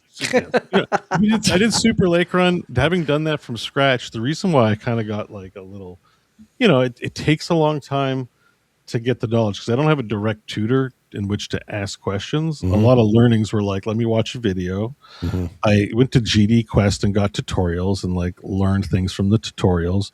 But like once you like watch a tutorial and you're like, okay, I know some things, and you're like implementing, you're like, I don't know what the right direction. Like I need, like even if somebody just gave me 10% of the track to say like, here's a direction to go down, start working on it. So this process has been AI assisted, and I got to say like it is incredibly helpful. Like I think I have lots to say on the subject. I don't know how much we want to get into it, but it is very helpful because even as the starting point to look at the code that the programmer put initially for the card basics of the nodes and the script, you can feed that in there and ask it if there's something you don't understand, just like explain what this is doing to me. Mm-hmm. And it just provides you with an answer that is understandable. And if you don't understand, you can prompt it to be like, please clarify. And eventually you understand. No, that part of these things is pretty powerful. And based on my week of doing this, now that I have like firsthand experience working in code, because there's lots of custom stuff under the hood, right? It might not look like a lot, but I had to make animations for it to jump properly, for the hand to display, for this to go out. Problems would crop up where I'm like, it's doing something I'm not expecting. I need to fix it. The progress would not have been as fast without the AI assistance. Yeah. And I'm just going to tell you, like, if you're programming and not using AI, you're just taking 20 times the amount of time or more. Like it's not even a question. Now that I've worked on it firsthand for coding for this stuff, it is undeniably invaluable. Yeah. And so I know people have a lot of bad feelings about the copyright stuff. Like there's a whole bunch of problems and shitty uses and bad ambassadors for it. But it's kind of undeniable as an education tool, being able to have a tutor on hand to say like, look at this code. What have I done wrong? And what do you think I should do? I think it's like garbage in, garbage out, good stuff in, good stuff out. I think if you're asking good questions and learning from it, it's been like invaluable. Mm. It's like I ask, like for the tilting, for example, is like how do they handle tilting? And then it's like, well, it has to do with mouse velocity. The higher the velocity, the more it tilts on the z-axis. So you need a function to detect, like there's already kind of one built in to detect mouse position. You just need one to detect mouse velocity, and then you need like a corresponding a set of variables for how much that's going to push down on the card. Right. And it tweens between them. Right. Yeah. And it tweens and it gives you like snippets. And then like I've been asking it to explain and like I want to do a pass through of what I've done because I just keep thinking of new features and then like asking how do I do it. It gives me example codes. I look at the functions are already in there and like decide where to put it. It doesn't work. And then I ask the AI like, oh, what would, you know, what have I done wrong? It catches things. It also makes mistakes too. It's not omniscient. That's the other thing that's kind of reassuring about this is that like it'll give you an answer and you'd be like, this is messed up. This looks like shit. You go back and you're like, okay, I don't like what you did. There's been a few times where I've looked at it and been like, oh, I need to correct this. It doesn't know what it's talking about, or maybe I just haven't given it enough information. So it made like a, you know, like as you would with another human. So, but it's definitely what's been motivating about it is the time. So like I'll come home from an evening of work and I'll be like, okay, I just want to add the glowing thing. Took a while and I had to the glowing thing I wanted to make it in Blender, but it suggested doing a shader. Shaders, I'm just like, oh my God, that shaders is a giant thing of its own, right? So I'm just like, just write me a quick shader that does glow. And then it looked like shit. Yeah. It did not look good. And so it took me a while of tweaking, which like is kind of the way you learn. Like in music, you would take someone else's song and play it, and then maybe you start writing your own songs, but only after you play other people's songs and love them. So there's kind of this feeling of that with the code where it's just like, give me like a snippet of code that like does a thing, and then let me break it. Let me like take all the variables and put them in stupid ways to find out like exactly how this is functioning. And then like have my own taste on it where I'm like, I don't think this looks right, and then make those adjustments. So it's been like kind of like a good reward loop cycle for me, which has kept me like, that's all I've done all week. Like, it's just like, oh, what's the next thing I can add to this little thing I'm doing?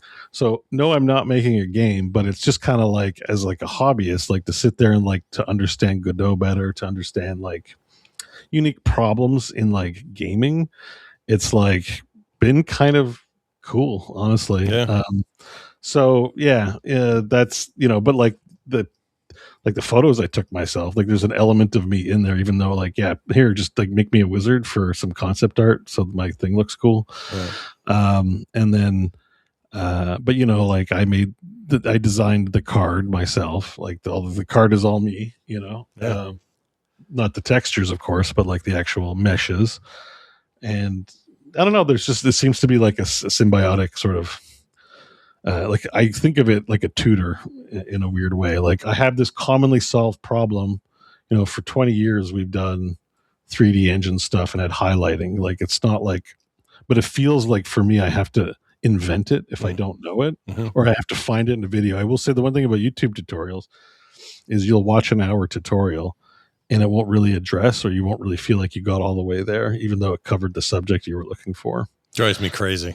Yeah. So it's like it is invaluable to have someone to teach you things if you're not good at having it click on your own. So it's been helpful that way. You and I have been on a weird parallel track. I didn't expect to hear all the detail here because it turns out we've been up to something very similar. I've been working on a new comic strip and putting them up almost daily. And that's good old fashioned, just me drawing and posting, like no big deal. But I needed a new website to put it on. So I wrote my own HTML and it was borked to hell and back. I know enough from when I used to make a lot of web stuff to build out basically what I need, do my own CSS, get the JavaScript doing what I need for comic selection. I was trying to avoid doing all the database stuff if I could. I just wanted something static. And I could not get it to work the way I needed it to a number of times for different reasons. And I would go through the thing and go, I swear I got this right. Why is that variable not doing this? Or how come that error is being thrown on a browser? It doesn't make any sense. Is it a different browser? Is that the problem? No, it turns out it's in the thing.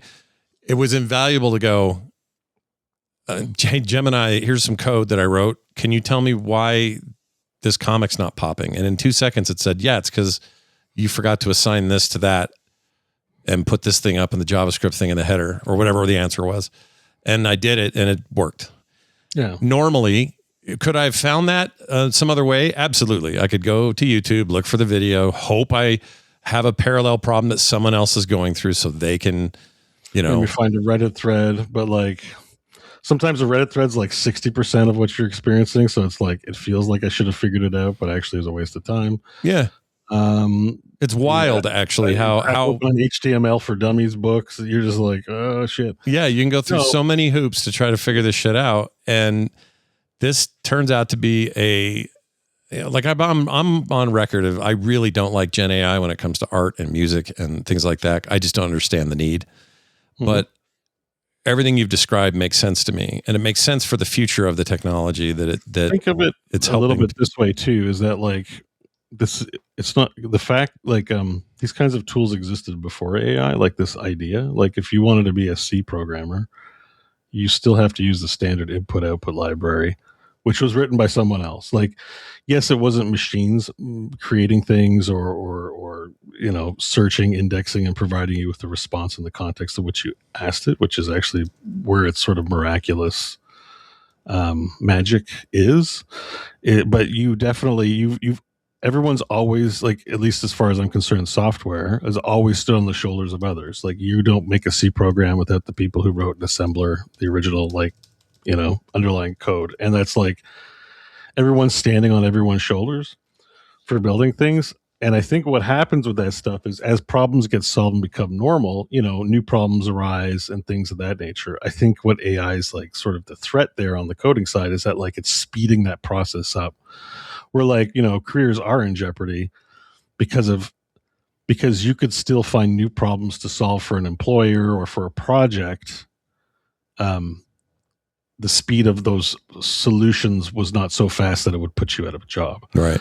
So I think that's sort of what's happening with this stuff here, is that like the speed is kind of undermining that. But like, I think when you're engineering a software solution, the idea is you're always putting yourself out of a job in a weird way, right? Like if you make the best social media app, you don't need to work on it anymore. Like they keep putting upgrades in to try and get your attention and your money. But like ultimately, once you have a good communication tool that solves a lot of problems, there's really nothing left for you to do in theory, actually.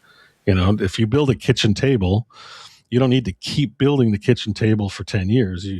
You built your kitchen table on your own. You took wood and assembled it all and followed instructions, did a great job with it. Now you don't ever need to build a table again for 20 years or something like that. Sure. So, I think there just still is work that would need to be repeated, but like, that's sort of how like I sort of like have this like see the Matrix moment with like how this coding is like a benefit we don't need to be scared of in a way, in terms of like, I'm actually benefiting from a learning standpoint. I've probably learned more about how to use Godot and I'm using Blender. I've never touched Blender in my fucking life. Like I never even made a mesh. And like, it wasn't just AI. I did watch an hour tutorial and followed the tutorial.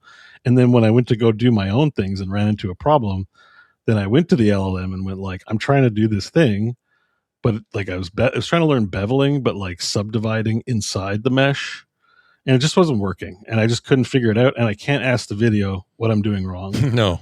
And so the solution was just there. I just otherwise I got to hire a tutor to, or I got to post on a Reddit thread and hope somebody responds and hope the person isn't just an idiot, because that happens,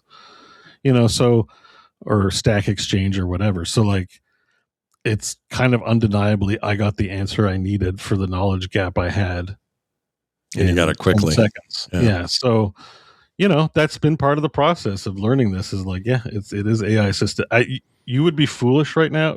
Based on my week of experience, you'd be foolish to think that any software that you're going to touch starting this year, 2026, is not in some way AI assisted.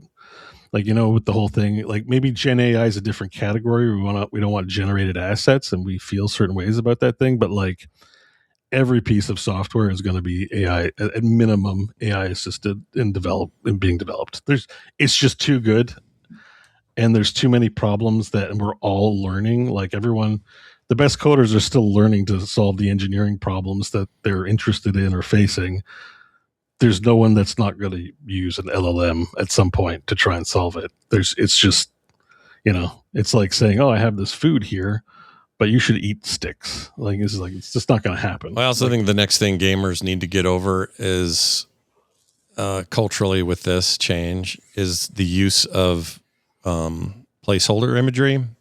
I realize it seems lazy or something for a released game, a 1.0 product, to have somebody go, wait, I'm in this museum and there's a bunch of fake paintings on the wall. Jerks, losers, whatever. And they're like, oh, shoot, we left some placeholder and we didn't mean to. And then they swap it out. That happened with Crimson Desert. But I mean, I'm not releasing anything, but I'm not an artist and I just want a concept. So I need a texture. I can go to these free AIDS-filled sites for free like models and free textures. They want you to make an account. There's 5,000 ads. I'm pretty sure I'm going to get my identity stolen. You know, like these places that get free resources are not great. I'm not made of money. I can't buy textures. Like every $4 texture I see that I might use, which I did with Super Lake Run. I bought stuff. I didn't publish anything with it. It's kind of like $100 down the drain in total assets. It's kind of just like, I need a felt. Can you just give me a felt texture? Thanks. It's like, bro, here you go. You know, and I'm like, it's just hard to say no to. It's like, it's just right. It is hard to say no to. And I think from a development standpoint, when you're in early days, this just cuts down on so much time. And if we're having such a hard time getting game development down from 10 years or whatever the heck it is for AAA, whether you like it or not, it's happening. But I also think and to be clear, I'm not advocating it for a final product. I think there's still I'm not either. Not at all. We have this art. We have these artists. They're amazing, and they want to do their work. And like it would behoove you to make sure if you hire people like that to also not cram in anything that's AI art that isn't, like I said, I don't care if the trash can in GTA was textured with AI texture. I don't care about the trash cans. I'm not like, but what about the artist that made the trash can? I don't care. Like, you know, it's like it really doesn't matter. But like, I'd hope like the people, you know, if they mocapped and made it look like someone, that whatever AI assistants came, there's definitely probably AI assistants on some level there, but like whatever artistry goes into there, that expression gets through, right? Sure.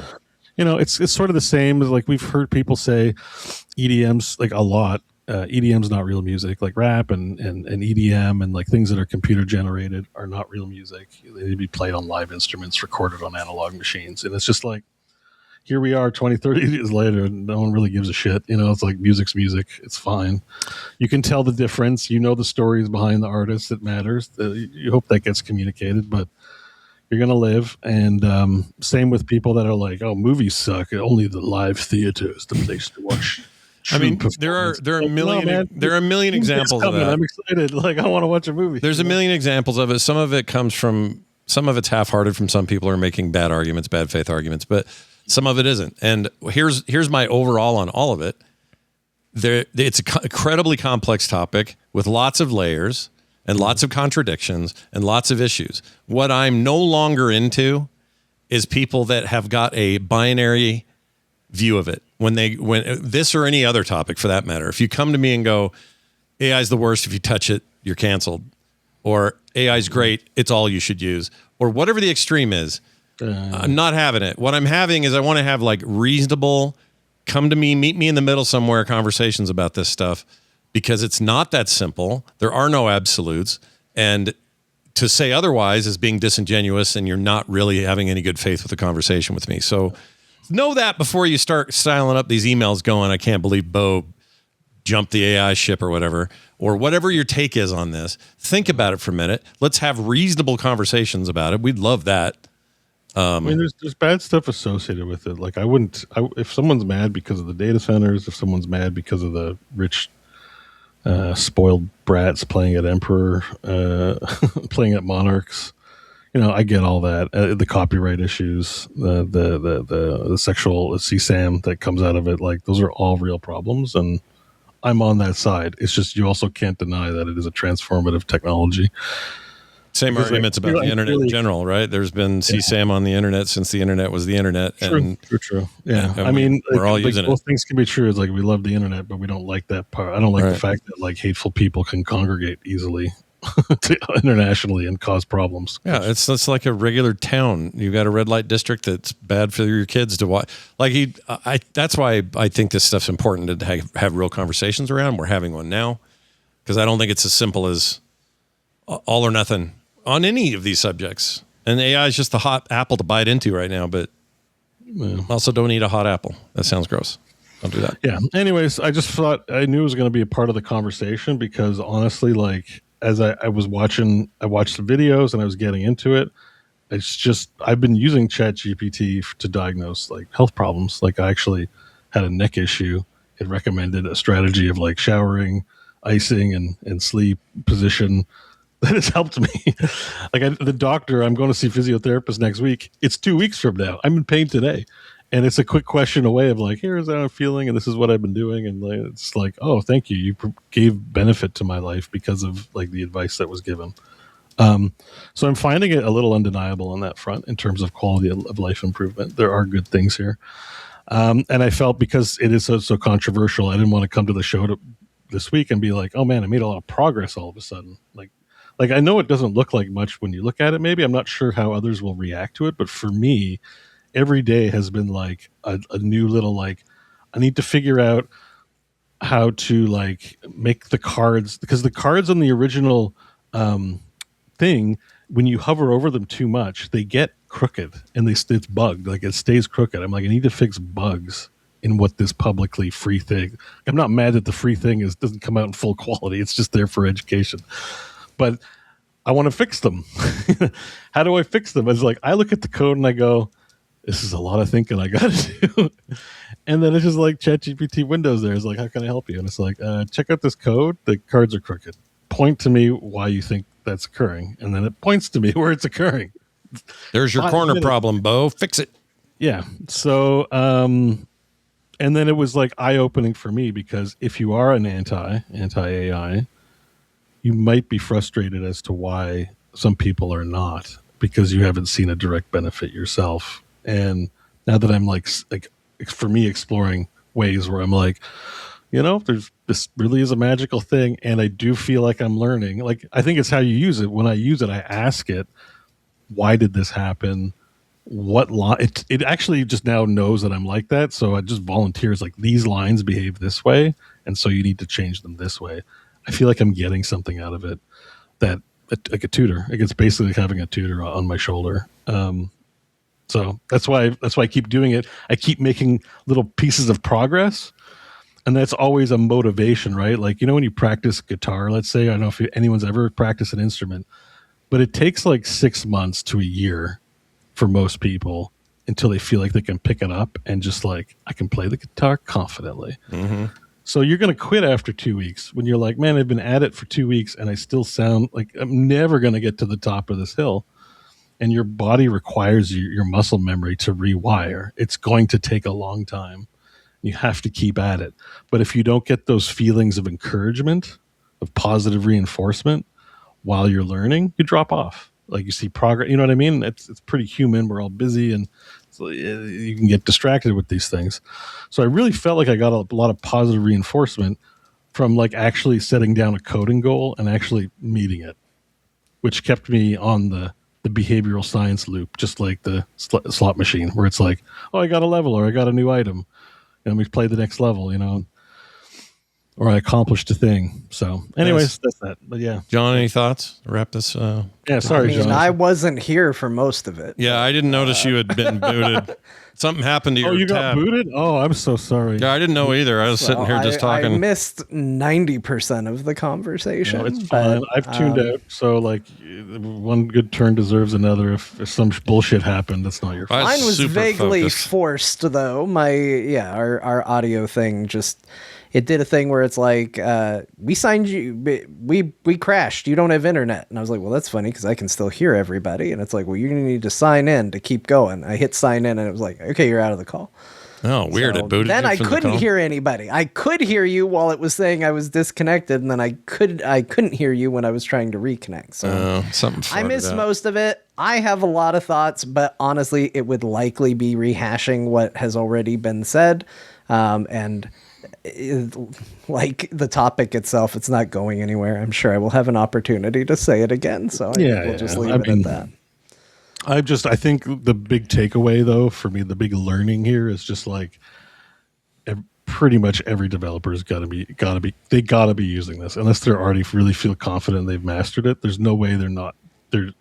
Even if it's 0.001%, they're still consulting it on some level. They just have to. It seems too good to me anyways. So at the very least, they're air checking. with it. If they run into a wall, they're like, I don't know how to multiply matrices to get the result I want. I could figure it out, but I could just ask the AI to do it. Yeah, or I could tell it what my problem is. It will tell me, and now I know. That's what I mean. It's just too convenient. Yeah. Like yeah. There's some really powerful stuff about that. Yeah. I mean, it's changed search entirely for me. I don't use anything but an LLM for search because search is useless now. Search gives me nothing that I want, except it gives me some sponsored stuff. Maybe if it's a simple thing I'm looking for, an IMDb listing or something. Okay, fine. I'll use DuckDuckGo or whatever. But if have any complexity to my question at all, I'm not going to search for 20 minutes anymore. I'm done with that. Yeah. This technology wipes that clean and says, here's your answer. Here are the 4 sources I found it. And I can go click on any of those to verify all I need to. I mean, those sources aren't like that's. I think a big question is like we still need web pages. We still need, of course, because the data they're pulling and they're pulling from the internet, and the internet is the internet for sure. You know, we still have some bulwarks against bad information. But there's lots of stuff with this new technology that is a concern. So I don't want to diminish any of that. But I'm just saying, the reason why I've been doing it all week is because I've been making progress because it is effective. Well, look for Beaucore coming to BattleNet next year. Looking for it. Beaucore. Right, Beaucore. No, it'd be what's the game? The Hearthstone, Bowstone. That's okay. What I'll respond to Cuddlefish. She says I couldn't recreate what he's done without using an LLM. Yes, I could. I've been commenting everything. I think it's garbage in, garbage out. Yeah. I know the functions. I've been spending time understanding the dynamic. Like I know what I've shown pretty in and out. I couldn't recreate probably some of the curvature math. Like I said, the circle stuff, but like that's on my to-do list. Like it's part of my learning journey, but like I'm making progress so fast that I do have to take some time to stop and to go back on some of those. But you should call it learning journey. I know how to make cards in Blender. I like literally have like 4 new skills this week in the span of a week.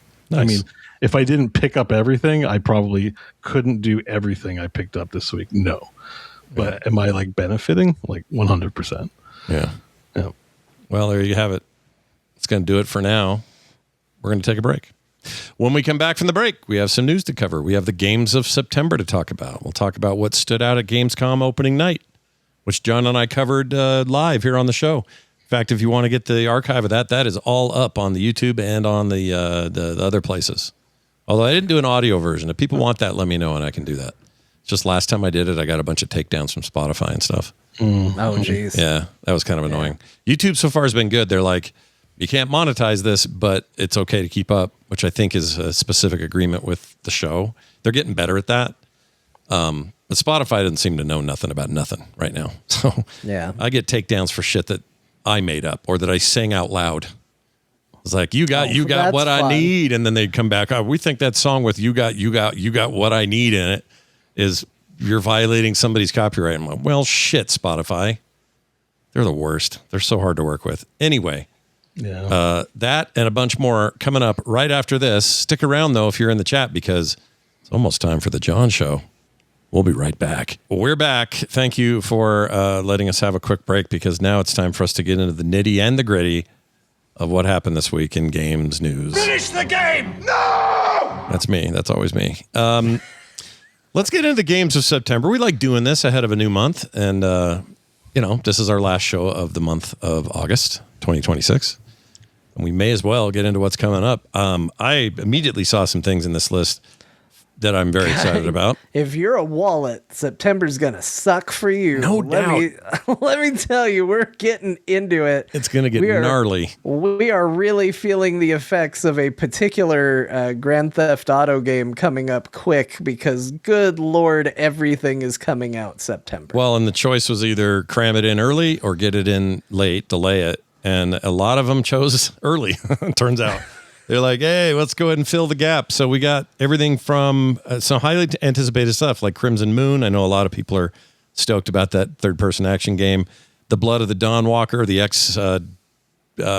CD Projekt Red guys working on that. Very Witcher friendly is what I'm understanding. And it's about vampires. Speaking of Witcher, we just got the announcement that the Witcher remaster is coming out next month. In September, exactly. Yep. End of, but still, holy shit.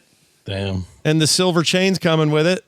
Good Lord. What are they trying to do to me? Anyway, Moonlighter 2 hits 1.0. I love that game already. I've been playing it in early access, so that's a no-brainer for me to continue down the road with. Onimusha, Way of the Sword. John has shown interest in that game because of his love of all things Capcom, but I guess how do you feel about this one? We talked a little on Tuesday, I guess, but where are you at with it? I played the demo. There's apparently a new demo. That was another thing that was announced, is they're like, we put more stuff in the demo. So I got to go try that. It is not, I don't think it is going to be Capcom's best release this year, but it seems very solid from what I played. And I'm not a huge fan of the Onimusha series, but I really liked what I played, and I think I'm going to check it out. So. There you go. Nice. That's coming. Beau, any interest in RuneScape Dragon Wilds 1.0 happening? Well, I have it installed so I can get around to playing it, but yeah. I was sort of waiting, so yeah, maybe actually. Yeah. I did install it in anticipation because Valheim 1.0 is coming out real soon too. Is it finally? Oh my gosh. Yep. It was announced a while ago. I don't remember the precise date. It might even be, I think it's September as well. Because didn't that enter early access in like 2019? Even early access, 9 September. Oh shit, that's closer than I thought. That's 2 weeks from now. Is that on this list? It might be. Oh shit. It should be if it isn't. The Deep North. Well, anyway. More magic spells. But yeah, so I might be like in the mood to play all kinds of those because I have a bunch installed in anticipation of wanting to play them, but I've just been playing TCG and then obviously doing my own thing. So, yes. John, I already own it, so my wallet's okay. John, maybe you and the boy could play Hot Wheels Infinite Rush. Maybe that would Sounds be one okay. that he's potentially into. Yeah, we would have had him at Hot Wheels for sure. Yeah, it looks like a kind of Burnout Paradise, but gameplay wise, but full of Hot Wheels cars, which I'm kind of into. I like it. Yeah, and I thought those last two games were pretty fun, and this is like bigger open world stuff as opposed to pre-built tracks or whatever. But I kind of want to play this, so we'll see how this goes. I like my driving games. Wolverine, let's not forget, probably the biggest, noisiest release of the month will probably be Wolverine. And that's coming out on the 15th, and it is a PlayStation 5 exclusive. Have we ever gotten word whether there's a performance mode, 60 frames on a base PS5? I don't know if we ever heard. I don't know. I think all I ever heard was a rumor from you. I don't know if that's true. Yeah, I think it was me that even said it, right? Here on the show. I got nothing to base it on. All I was thinking was like, if they want to shoot themselves in the foot, fine. Because a huge portion of their base did not upgrade to the Pro. So if you want me to play their game, give me 60 frames or I am not the one buying that game. I'm just not doing it. So the one. I like the idea that definitely one of us is going to get it. I mean, we right took now, bets, right? Our PlayStation 5. No, that was Grand Theft Auto. We took bets on who would that's right. Grand Theft Auto. Same problem for me. I'm waiting for that PC version if there's no 60. Forget it. I mean, Grand Theft Auto in some ways is easier for me to ignore because I do know eventually it's coming to PC, right? Yeah. I only suspect one day we'll see Wolverine, even though Sony is like, no, absolutely not, you won't. It's like, well, yeah, till the game doesn't perform as well as you'd like, and then maybe you go, oh, maybe we should have done that PC thing. And I don't know, might not be the case, but there is a better chance of Grand Theft Auto coming out than Wolverine, for sure. Oh, yeah. And so I would say I'm a little more tempted by Wolverine because the PlayStation's seeing a lot of use these days. Not that this is a game I can play in front of my son, though he absolutely would want me to. And the day will come where he will eventually see this game and go, why didn't you show me this? He calls himself Blood Man every now and then. So I don't know what I'm saving him from, but I'm like, no, he's not going to see the Wolverine game. Yeah. No Wolverine for Blood Man. No. So I might be the one that caves on this. I would say I'm probably the most likely between us. I mean, PS5 seeing a lot of use. I love Marvel. I do love Wolverine. don't always love what Insomniac does, but I do typically mostly you do, at least like it. Yeah. And this is less open world if you're sick of that, and a little more linear. And they did say you are just playing Wolverine in this game, and that's a step in the right direction, in my opinion, because I know early in the leaks there was a lot of, and in this section you'll play as this character, and in this section you'll play as this character, in this section you'll play as this character, and I just immediately thought of Jeff Goldblum. We will eventually have Wolverine in the Wolverine game. Right? Yeah, I think that's always a bit of a mistake. Like, you can sort of get away with Miles Morales and a couple of offshoot stuff with the previous games, but even in those cases, I kind of wish they would just stick to the protagonist. If they pick good ones, I could see having sections as Jean Grey doing telekinesis being pretty cool. Yeah, but then you're just making not a gotcha game, but a game like that where you can just. Well, I mean, like you have a section where it's like it's just part of the narrative where you just. I think for all the hate that playing as Mary Jane got in the Spider-Man games, some of it was deserved, but I think even amongst people who are fairly critical of that, there is the one section where you play as her in a room where Spider-Man is doing his thing, and you get to see Spider-Man from the perspective of someone on the ground. And I think most people loved that. I think that section is awesome because it still feels tied to the character that we signed up to play. And it gives you a perspective you haven't really seen of Spider-Man, because usually we are so focused on him that you don't think, well, what's it like to be someone on the ground watching Spider-Man do his thing? And so that stage was great. The problem was that there were like 3 others that weren't. And then they were like, hey, we don't like the Mary Jane sections. And they're like, well, here's the sequel. We're going to do more of those. But now she has a taser, and I think that it is hopeful for me for them to be like, hey, you're playing as Wolverine in the Wolverine game. I agree. Are there characters they could have done cool things with and that could have been cool? Yes.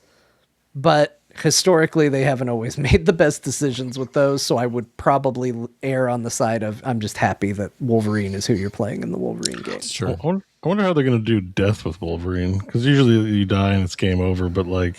Didn't they say it was something about how you had to keep your rage at full blast, or else that's what would heal you the quickest, or something? Or there's some mechanic but I mean, there. like if you go to like 0 health, like I've been like rewatching the X-Men movies in anticipation of Doomsday, and at one point Magneto like impales him in metal and sends him to the bottom of a lake, and he lives. It's like so I'm like, I don't think you can really kill him. I think you kind of just, get him stuck up for a while. So I just wonder if they're going to do anything with that. Like when you go down, maybe you stay on the ground for an hour and then you're like, get back up.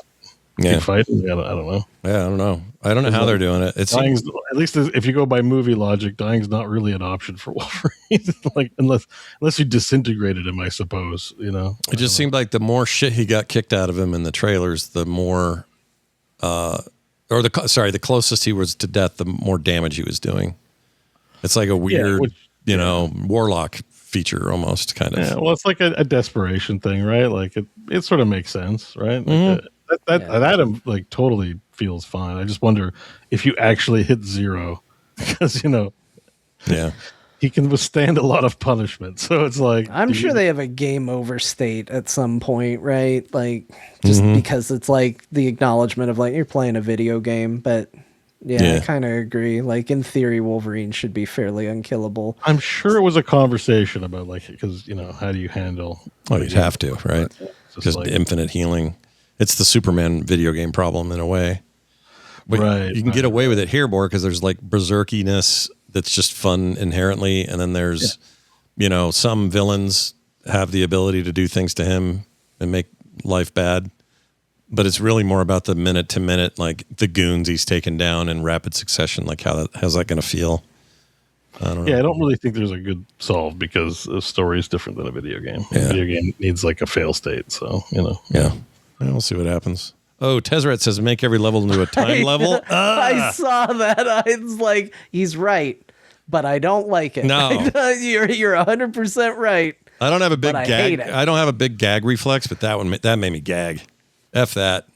I'll never play Wolverine if they do that. But he has a point.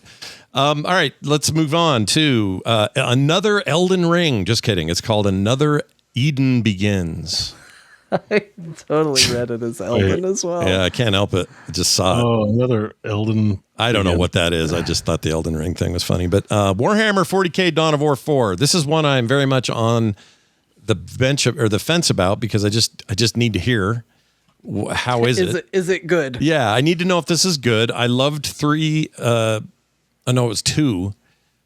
2 was amazing. 2 was like I liked 1. I loved 2. I 3 was never weird. Played 3. I heard it was not good. It wasn't terrible, but it didn't live up to what the last one was. I don't know what the magic sauce was they were missing, but 3 just didn't have it. 2 really had it, and I could play that right this second. I know this is supposed to be more like full-blown RTS and less squad RTS. Yeah, this is supposed to be more like 1. Which is, in theory, I kind of want that, but I really liked 2. What if you end up really liking 4? Well, that's the trick. So if I can, I'll get some reviews from people I trust, and then we'll make a decision on that. But I love me some 40K. Saying they got delayed. Let me look. To December, Yeah, really? December. It's December now. According Oh, well, this Gamer Rant should update their shit. Wallet saved. Come on, Game Rant. Yeah. Update your stuff, man. Yeah, they got some AI running the thing, probably.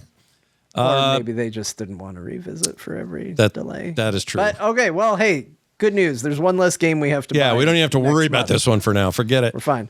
But Fire Emblem. Well, hold on. Before we go to that, because it's worth mentioning, I know it's worth mentioning because the amount of times our community recommended me to try this game. Trails in the Sky second chapter is coming out. So this isn't Trials, and I always get the Trials and Trails. Okay, it's Trails. All right. Trails in the Sky second chapter. I played this, the first one, not this one. And I can kind of see why people like it. It ended up not really being to my taste, but there is some cool stuff there. I think I saw Patrick talk about playing through it recently. I'd believe that. I thought his take on it was really funny. If I'm crediting the right person, because I think he said something like, it was a slog of the most inane yapping and whatever, and people just doing things and nothing happening, and hours and hours of setup. And I loved every second of it. Like it's kind of what I hear. Cause when I played it, I was like, I don't feel like I'm doing anything. I feel like I'm constantly waiting for the game to begin. And people are like, yeah, it's like that. But at the end, you just like the characters and you enjoy it. Okay. I didn't get to that, but I know there's a lot of people in our community who really like this series and therefore are probably extremely excited about second chapter. So give a shout out to it. All right. I hope you all like it. Yeah, good luck. Fire Emblem, Fortune's Weave. Sounds a lot like Three Houses, so I'm probably less interested than I would have been, but I'm in the mood for a new Fire Emblem. Oh, they're so good most of the time.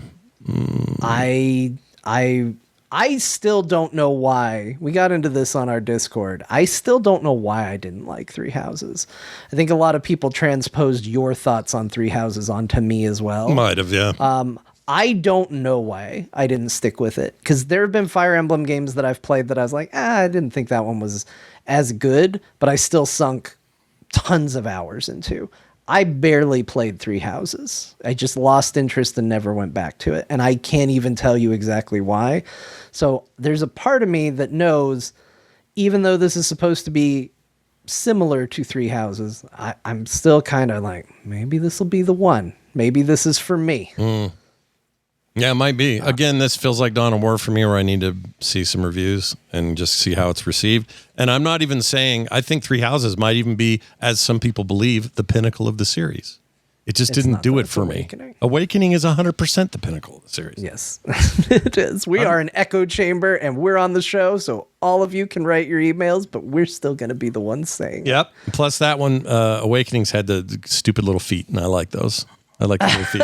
I did like the little feet, even though it all looked like the feet clipped through the floor. This is the part about the feet that always bugged me, is it didn't look like it was just a stylistic choice. It looked like all the character models were just slightly too low to the ground, and that if you moved the character model up, there would be some janky, apparently, feet right there. Yep. And that always distracted me because I was always like, there's feet under there. There has to be. Gotta be some feet. There's feet down there for sure. Yeah. You sound like Quentin Tarantino out on a Saturday night. There's feet down there. Gotta be. Get to the feet. Never making my 10th movie. Meh, meh. I hate Matthew Lillard.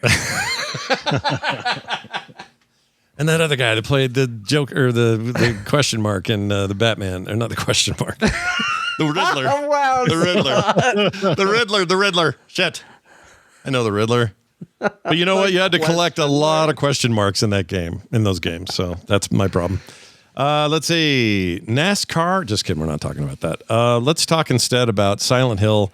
What's the full name? Townfall. They showed an updated look at this at the thing last Tuesday that we did a live stream for. And I got to say, I think that game looks like it's going to be pretty great.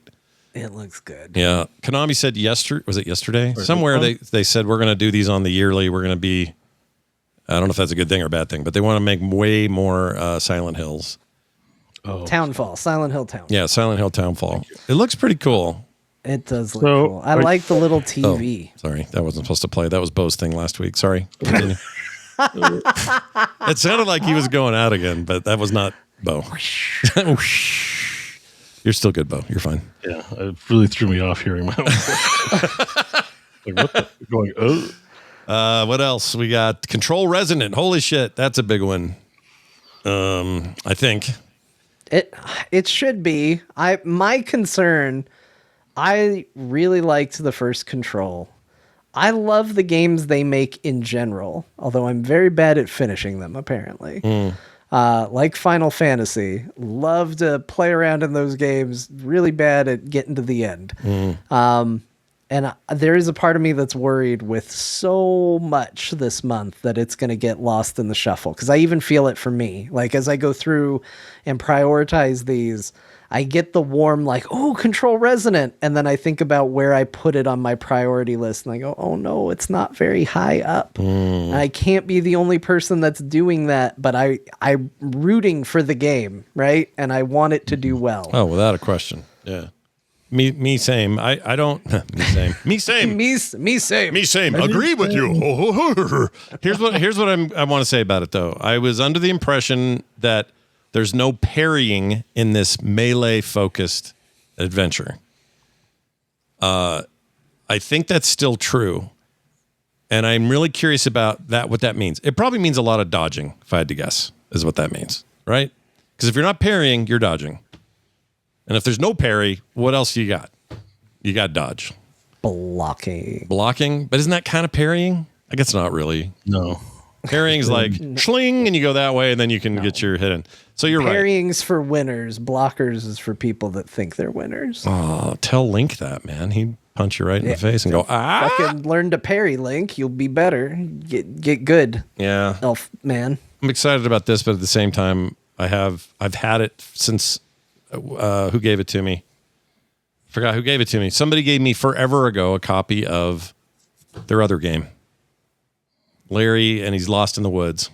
He's a writer. What's it called? His name's not Larry. I can't think of his name. Jeez, Gary, James. What is it? The one that they made it was an old 360 game. They made a sequel, and it almost won Game of the Year during the GTA. I have lost the thread entirely. You've talked about Alan Wake 2. Oh, that hurt. Okay, all right. All I can think about is James. I thought we were trying to come up with a name of who gifted you the game. I was like, who are we talking about? No, sorry. I was all over the place with that. Shatterproof, I think, is the one that gave it to me. But I have it on the Epic Store because this was back when it was an Epic exclusive. And I just forget that I have it. And I really do want to play that. So I probably shouldn't be allowed to get Resonant until I've played their other game. You know what I mean? That's not true. You can play whatever game you want. That's true. I can play any damn thing I feel like. Right? It's me that has that problem. Don't take my eccentricities for yourself. I'm the one that's like, I guess I should play Max Payne. Yeah. Even though it's not even connected to this, but I gotta have a full appreciation of the... How will I get the Max Payne references that are in Alan Wake if I don't play Max Payne 1 and 2 and skip 3 because that's when they lost it. But yeah. But on the 29th, you get The Witcher Wild Hunt Remastered. What they showed on Tuesday looked really good. And I think it even has Beau talking about a third playthrough. Did I want Beau to play it. Because if anybody is going to be able to tell us if they improved it or not, it's Beau. Yeah, you'd know. Yeah, but it's a big game, guys. It's. You'll be in Stalingrad. I think my plan is realistically to wait for the expansion because I want to play the expansion. Yeah, Song. And it sounds like you could play it out of order or new or anything. I think. Yeah, because at that point, maybe I'll speedrun because it's a speedrun. It's hard to speedrun that game because there's so much narrative. But I don't know. I think I need some time away. I can't play it now. I just can't. It was pretty recent for you. It was a lot of game. I've moved on. Yeah. I want to see that silver chain. I don't know that the silver chain, which is prominent in the books, like big time, and I want to say Witcher 1 tried to use it, but they just haven't used the silver chain. It has a huge story thing in the books. Mm-hmm. Now they're bringing that back, but I can't tell if that's in the rest of the remaster as a new weapon choice or if it's just in that expansion. It kind of seemed like it was an expansion thing, but I guess we'll figure it out. They didn't really say find out like overtly, so maybe. But I'm ready to play it again, and apparently all I have to do is wait a month, and I don't have to buy it. Oh, it's so nice. Yeah. Something that's coming out in September I don't have to buy. They went really generous with The Witcher. I feel like the entire process of this has been exactly what we need to celebrate it more because this is what we're always asking for. We're asking for fairness. We're asking for companies to not nickel and dime us. This is them saying, these 2 expansions, DLCs, are now free with this remaster. So if you already own the thing, you now have those added on, plus the remastering. If you buy the remaster and you've never played The Witcher, all of that's included. Those are 2 value propositions that make perfect sense to me. And then saying, and we have new DLC coming that you're going to want to buy because it's new content. Perfectly reasonable thing to ask and for us to pay for. Like, those guys know what they're effing doing. And I hope this is them from forever, and they should do more Cyberpunk shit. Like right now. And also do more Cyberpunk. Yeah. Wouldn't be that hard, would it? Could you guys do a Cyberpunk? Make a Cyberpunk, please. We want a Cyberpunk before the next Cyberpunk. Hurry up. Which isn't next month also when we're getting new Edge Runners? Oh, yeah. That's September? Hold on. I had the that show. I know we're gaming and we're talking about gaming that's coming out, so let me be clear. The show. Edge Runners to October 20th, a little later. Month later. Still, pretty quick.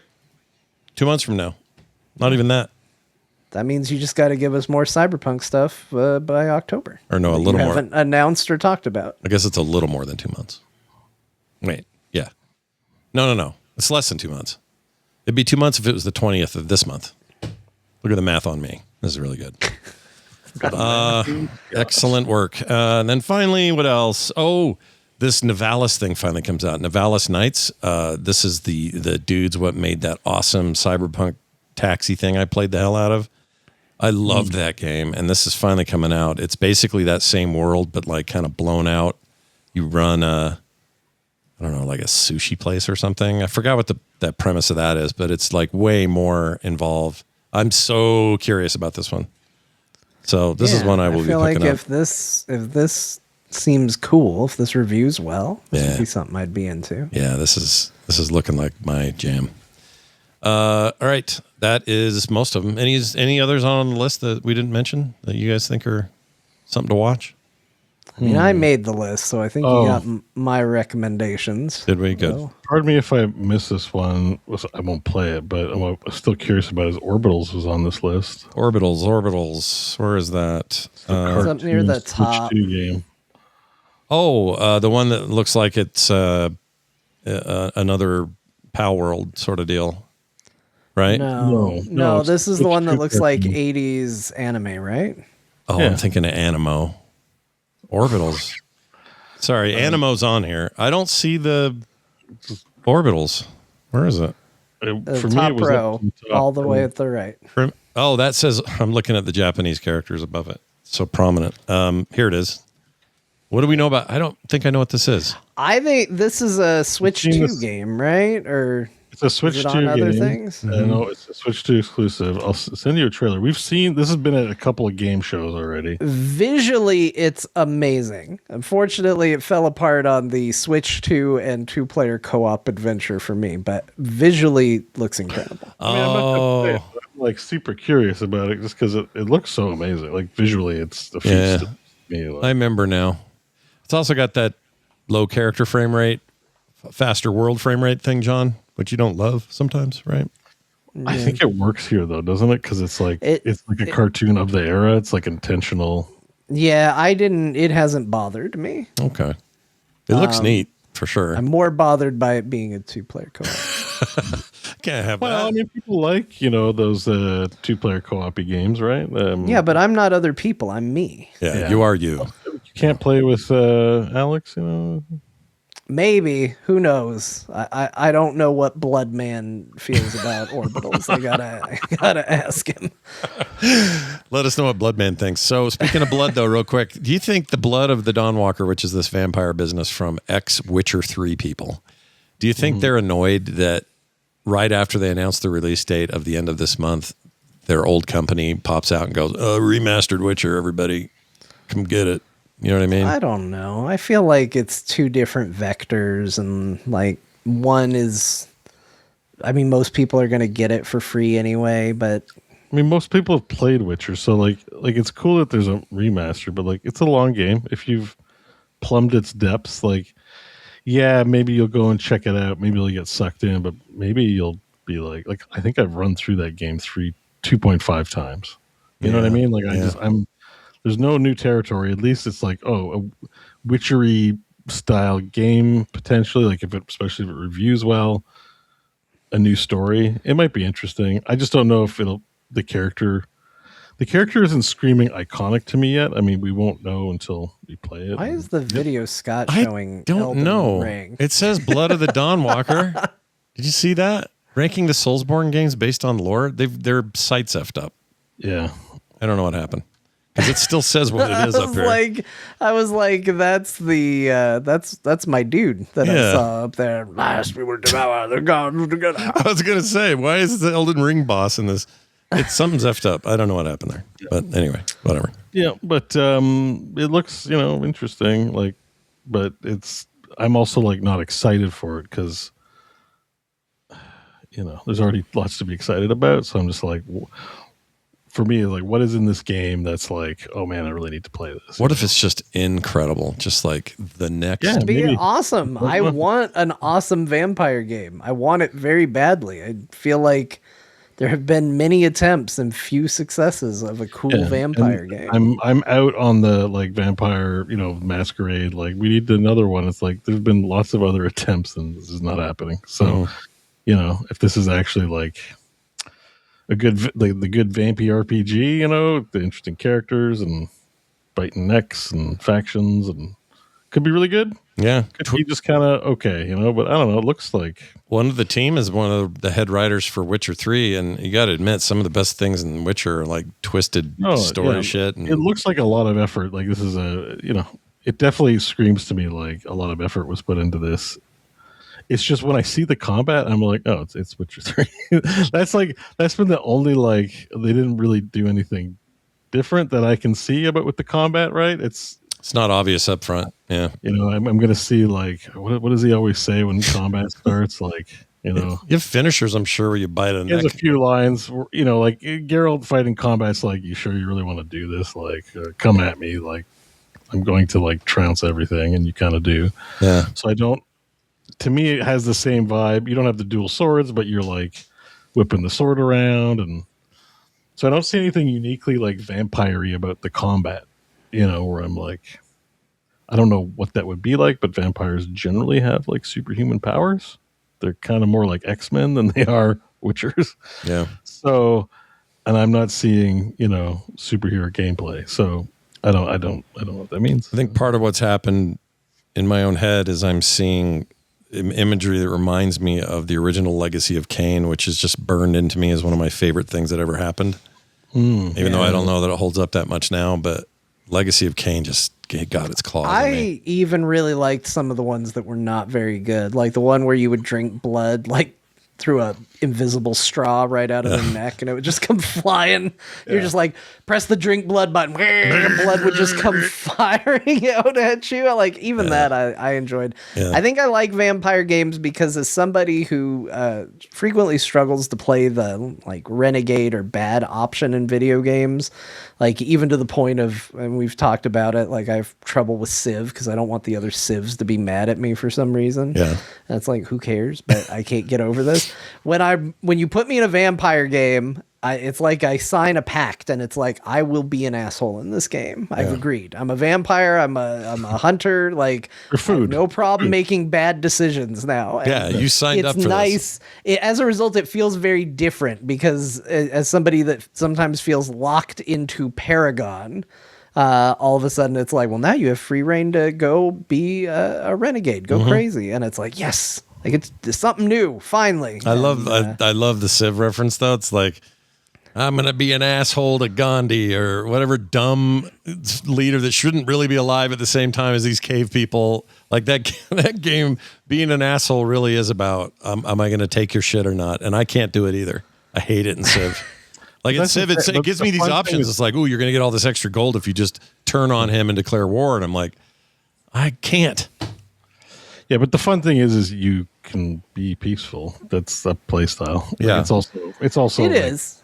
Yeah, you're not locked out of being that way, so that's fine. Well, one would assume you do have to have that like come to Jesus moment where you sit back and you go, "These aren't real people. These are AIs. Why am I worried if they think I'm a dick?" Like, because they'll do that thing where they'll build 100 cities deliberately to block trade routes between mine. I build one city and they're like, don't settle near us. And I'm like, I'm sorry, you're right. Yeah. Can I give you anything? I have luxuries. Can we be friends still? It's like, who am I impressing? Like, what am I doing? Why am I doing this? If a game is aimed to let me make choices, I will always make the choice that is not the evil one because I just can't help it. But if you give me a game where inherently you're just on an evil path, whether you like it or not, fine with that. Let's go. Yeah, Knights or the Old Republic, the MMO, playing as the Sith warrior. Yeah, that storyline gets dark. It's like so good. I still remember. There's a part where a Jedi and his Padawan ambush you to try and kill you. And like, there's a lot of ways that can go. You can just straight up murder the Jedi Master and like abduct and enslave the Padawan and all of that. But I went the route where like you start fighting, but in between the fight, you're talking to the apprentice and you're like, hey, look at the shady stuff your master isn't telling you. He's keeping stuff from you. And you end up convincing her to kill her own master. And then it's the full Anakin like, oh God, I just went too far. And you're like, you're mine now. And it's like the coolest moment in gaming, but it is so dark and it is so evil. But that was the agreement we made when we picked Sith Warrior as our class. So it's fine. Yeah. And I like that game leaned into it. You know, it could have been like, oh, but you're reluctant or whatever. And there were a few things like that. There were a few things like that. But you're a Sith. You're not going to be, in the end, if you're going to choose good choices, don't pick Sith. It doesn't fit the world. But there's so many interesting ways you can go with that, because even in that game, eventually you can be kind of the redemptive Sith. Like if Darth Vader had lived, like I'm a good guy, but I still kind of look like this evil badass with a lightsaber. Yeah. But even then, it's still like they introduce like, well, here's a super emperor guy that's even worse than you, and you can choose to play that heroically, or you can choose that as nobody's more evil than me. I am the most evil. And I think that nuance was captured really well in that game. Yeah. But those are the only instances where I can do it. And that's why I like vampire games. Let me tell you what I do like. I like a Vader white suit. Oh yeah. Look at that. Yeah. They had that there was a series of comics called Star Wars Infinities, where it was like, what ifs, if things went different. And one of the endings for, I think, of those was Vader lived and showed up in an all-white version of his suit. Oh, that's so cool. Something about it. All red is also cool. All right. There's that. Let's move on to Gamescom opening night live. We did a whole thing on it. You want to hear the live deal? It's up on the YouTube channel and on, let's see, the Substack has it. If you just want to see our commentary again, please do. I think it'd be worth talking about a handful of things that stood out to us. And Beau, since you weren't there, why don't we start with you? Was there anything at that event where you went, oh? I watched your live stream, like a recording of it, like maybe the day after, I think. Yeah. I don't remember anything except that you like big men. I was like working on my stuff while I was watching, so it's like I kept meaning to look over and like stuff jumped out, but like I barely remember anything. I have stuff up. I'm not going to waste too much time on whatever didn't interest me. I guess there was that like Ascent 2, but not Ascent. It was like Dust something or other. Dust Origins, top-down twin-stick cyberpunk shooter. Yeah, that looked cool. It really reminded me of Ascent, like the Ascent, which I loved. Mm-hmm. A little less cyberpunk, more disastery, but yeah, so that looked cool to me. Metro 2039 is of interest to me. What'd you think of that Hoyoverse thing that's free to play but looked like Elden Ring or a giant? No, not into it. It's Hoyoverse. I mean, I know that's how I feel. I'm like stressed about, not stressed. If it's a single player game out every day. If it's a single player game without gacha, then like interest goes up, which I don't think they've announced yet. And it's free to play is confirmed, so that kind of tells you what it is. Yeah, I'm out. Like it's So they're the vibing off of the look of it looks like Elden Ring, but gacha. Doesn't look terrible, but it's going to have gacha mechanics, and I'm just not interested. And then, even if it doesn't, just because games can look like other games, but still not be missing the secret sauce, so I'm like not convinced, And there wasn't anything about what I saw that went like, oh my god, I have to play this. So it's a big nothing burger as far as I'm concerned. Like, and one thing I will say, like in this analysis, everything looks great. Like, the marketing game now in 2026 is like they're going to pay money to put stuff in front of our eyeballs at these shows.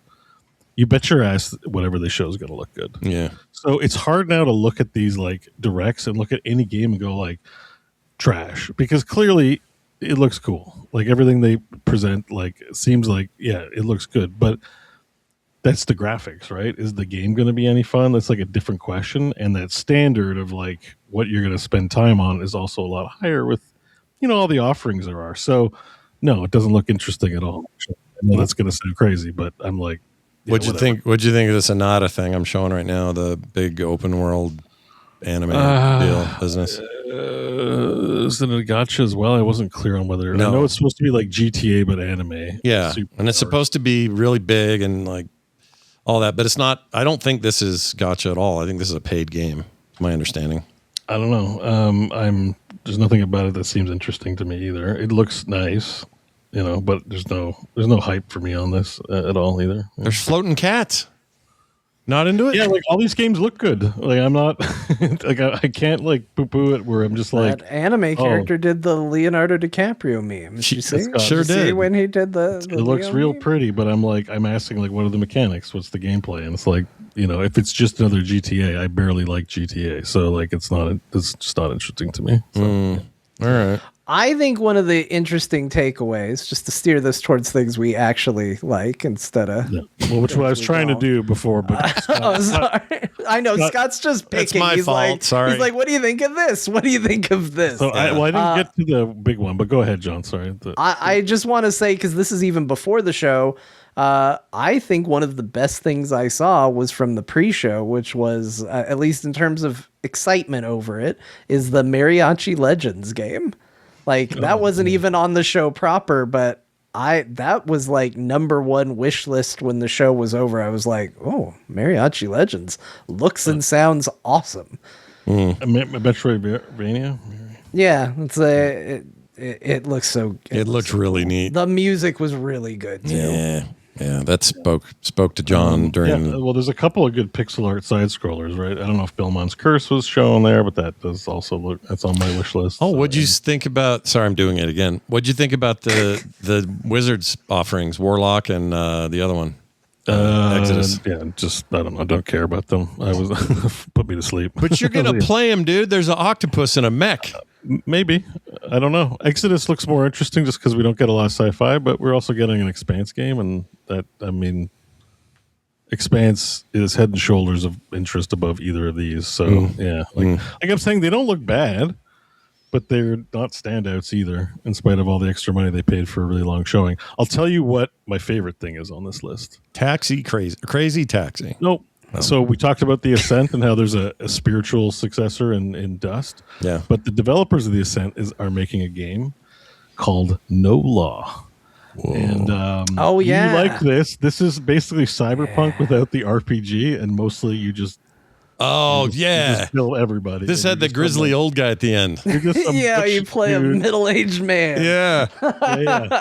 To me, my favorite thing is like, man, because Ascent was really good, so I have like faith that these developers are going to make a fun video game. It's in a setting I like, but it's not the setting alone that sells it. I'm fully expecting it to be mildly janky, because Ascent was mildly janky and the writing was not the best. Don't care. This game's going to be fun. You can kick open doors, it looks like. You can do actually, it does look like better than the Ascent. It looks a lot better. I mean, it's not a different perspective. The level design in the Ascent was awesome.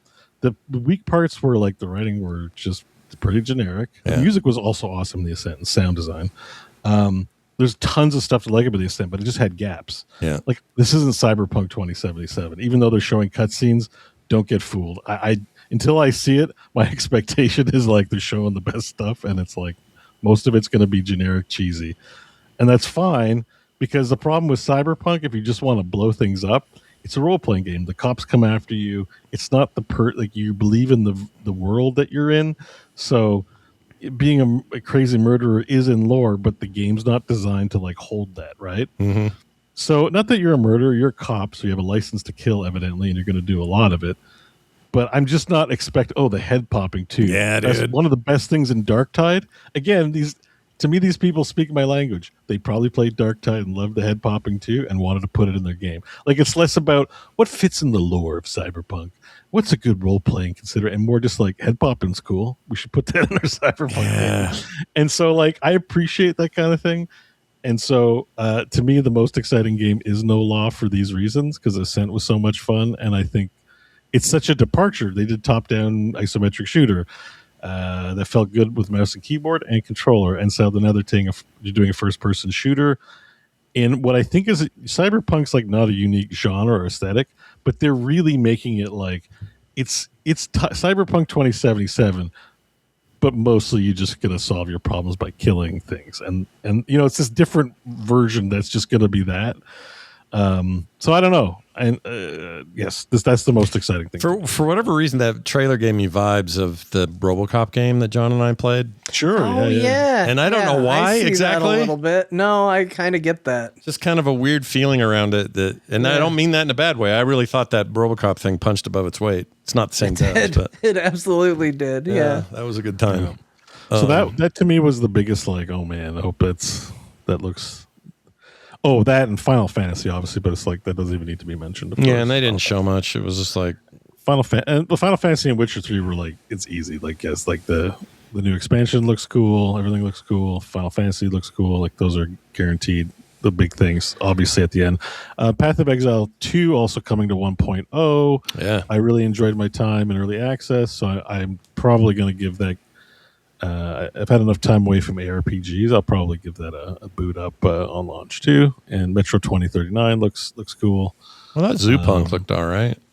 And that's it's from the main show. That's about it for me. That's the big stuff. That I'm everything else is it looks great, but I don't know if I'll play it or not. So. I don't know why Zoopunk. Turok. Curiosity about Turok definitely shot up with what they showed with Turok as well. Oh yeah, Turok looked cool. Yeah, I mean, it may be just too. It looked like a 360 game in terms of gameplay. There's nothing super innovative happening there, but sure pretty to look at. Holy crap! I don't know. I don't know. I don't know. Maybe it's just interesting. In a world where it's we don't have many first-person shooters that I feel are really interesting and original. Being in ancient dinosaur land with sci-fi stuff is the Turok vibe has been missed. And if this looks like a big effort, big dinosaurs, big monsters. It looks cool. Just cool weapons, bow and arrow. I don't know. I like it. Yeah. Also, confirmation from that event that Final Fantasy VII is indeed called Final Fantasy VII Revelations. Revelation. Just kidding. That's not true. It's Revelation. Oh, I missed this. This might actually be kind of cool. Lego Skylines. Even though we kept calling it Revolution. Yeah. Lego Skyline looks great, and I don't know what took them so damn long to make a Lego city builder. Duh. Yeah. Well, and I guess it's the Skylines developer. Like it's a cross. It's the city Skylines, unless they just stole the name. Is it? I think it's them involved somehow. I thought I read. The worry it would be that Skylines 2 did not do so good critically, but Skylines 1 is considered like the best this series ever got. So. I think it's like I haven't really played much of the Skylines. My brother I know loves Skylines. Like doesn't play many games, and Skylines is like one of the games. I think a city I haven't really builder, checked out the trailer. I'm just finding out now. I must have missed it or skipped it or something like that. But it looks when you great. zoom out and look at the view, like I don't know, that has potential to be kind of goated. Yeah, I think that looks really good. Watch for that. So I think for me, and this is kind of maybe falling in the category of Beau, where it's like, well, of course you're excited about that. Why do you even need to say it? But Mega Man Dual Override for me was. You looked them. I love Mega Man. I do, and I'm a big fan of Mega Man X. I like X 1 through 4 are probably my favorite Mega Man games. You could throw Mega Man 2 and 1 somewhere in the mix, but I typically prefer the Mega Man X series.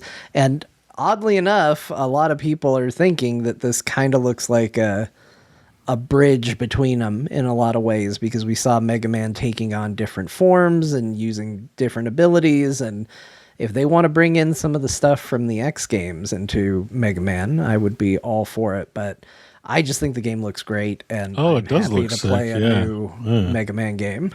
The only thing I didn't see, and I forgot to look for it, and then I saw something later, and they walked through the doors. Capcom, if you jump into a boss door, he needs to float through the boss door. Yeah. I know it's stupid. I know we had this conversation the last time you made a Mega Man game, and you got in trouble for it last time. So you've had years to improve the technology back to the NES days. If Mega Man jumps into a boss door, he stops in midair, floats to the other side of the boss door, and then falls on the ground. If he lands and walks through the boss door, you're already losing a point. It's just 1 point, but you've lost it. Didn't they even show he left a hologram of that position, of that jump thing where he kind of freezes like that, and he left it on a platform in part of that trailer or something? I don't know. I'd have to rewatch the trailer. Obviously, it's so a nod, excited but- about more Mega Man. I didn't catch it. Let me see if I can pull that up. Quick update too. We were talking a little bit about Amsterdam, or 1666 Amsterdam, from the creator of Assassin's Creed. It was an indie title, looked kind of nice. Controversy around AI, but was still sort of looking forward to it. The reviews on Steam say it is a jumbled, buggy nightmare mess right now. Do Which not game? buy. What's it called? 1666 Amsterdam. Oh, really? Yeah, say it's just a nightmare of a build. It's like alpha levels of not ready. So they're only selling it for cheap too. yeah, it's not that bad. I was looking forward to it because it looked like a AAA offering, but trailers look good. But that also sort of implies that they're trying to unload it for what they can, because it's Find this, John, because I think it's toward the end. I'm watching the trailer right now. I'm like, does he float through the door? No. But now he it's makes the boss fight. They just put him in the room with the boss. They make him a little. Don't they make a little? They make a little replica dude. I didn't see anything to it. What am I remembering? We'll have to see if they do it. They just look. It's important. There it is. Wait. Where is it? Okay, let's go back. Okay, so here it is, but it's not exactly what I thought. It's animated. Okay. So here he goes. He goes. See that? There's like a little. Oh, the old sprite? I mean, Yeah. but when I that's saw- not what I'm talking about. I know, it but doesn't make up for the doors. No, but my memory was that the sprite sat there with the pose of the door freeze. And so I thought, well, maybe they're doing something cheeky with that, but it doesn't seem like it. So never mind. I take it all back. You're screwed on the door. I don't know how the door is going to go. Can I say something real quick before we move to our next story, which isn't very long anyway? Multiple times in the last 2 weeks, like many, many times, people have reached out and said, boy, I sure hope you guys are going to talk about all these GTA 6 leaks. And my answer every time is the same, and I want to make it clear today why we don't really talk about it. It's the most nothing story ever. Leaks happen all the time, A. B, it only seems big because it's the biggest game ever made. And C, it has zero effect on anything. It will not affect sales. It will not affect pre-orders. It will not affect reviewers. It will affect nothing. Can I add a D to your alphabetized give me the D. Give me your D. Yeah, give me your D. Let me give you the D. Okay. I haven't seen a single thing from it. You have to seek it out. I haven't. Let me give you an E. Let me give you an E. All right, give me an E. Who gives a shit about Grand Theft Auto? Well, that E is not correct. I am excited about this game. There's really there's $1 billion of already pre-ordered copies that say your E is full of shit. But no, I know, but like I'm just saying, like your E is full of. I'm just saying I'm not interested. Like I might play it. It looks amazing, but like I also don't care. Like if I don't play it, I'm not going to be like sad or feel like I missed it. But even if you're somebody who's really into it and you are dying to get it and you can't wait and everything else. Sure, if you want to, like, I shouldn't even say half, the huge majority of the supposed leaked build of the thing, which somebody supposedly can get working on a PC, most of those are fake links full of ones and zeros of nonsense and malware at the end. Like, it's just like any other huge thing, everybody capitalizes on this for clicks, for views, for shock, for all this stuff. There's nothing about it that's interesting. It's a leak. Leaks happen. It's unfortunate, I guess, but it's not. If this is a thing that will print money, it's already printing money. It's just going to shit money. Yeah. You're going to look it in the face and go, "How you doing?" "I'm okay. I'm just shitting money," and it'll be shitting money. Please clip that. please okay. I'm shitting money. But that's my point.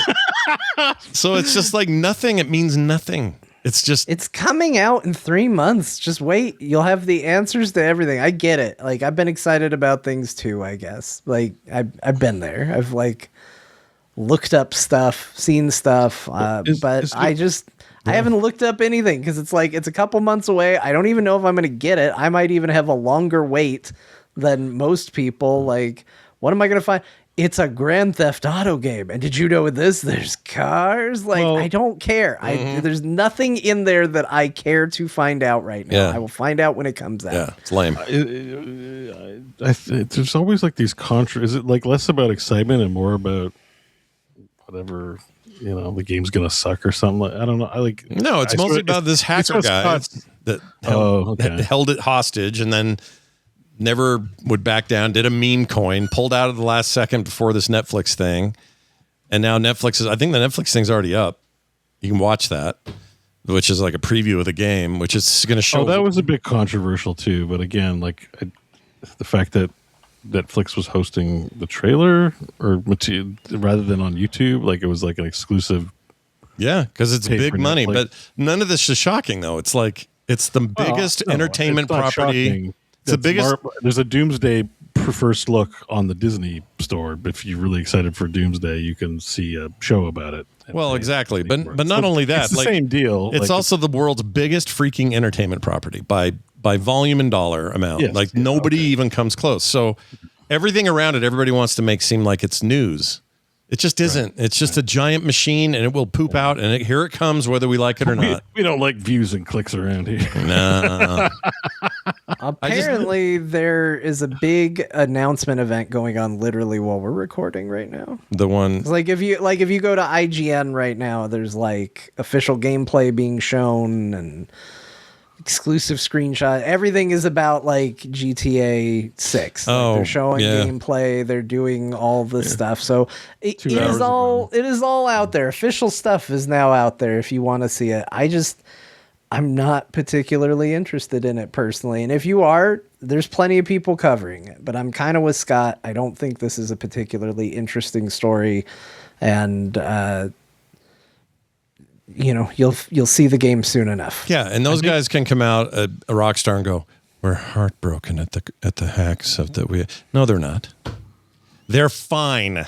They're not only fine. This is good for them, whether they want to admit it or not. Yeah, it's free marketing. All of this is marketing, anyways. It's a crime game. I just feel like all of us arrived to the internet today, and everyone's like, "Oh, I wonder if they're going to talk about it." It's not interesting.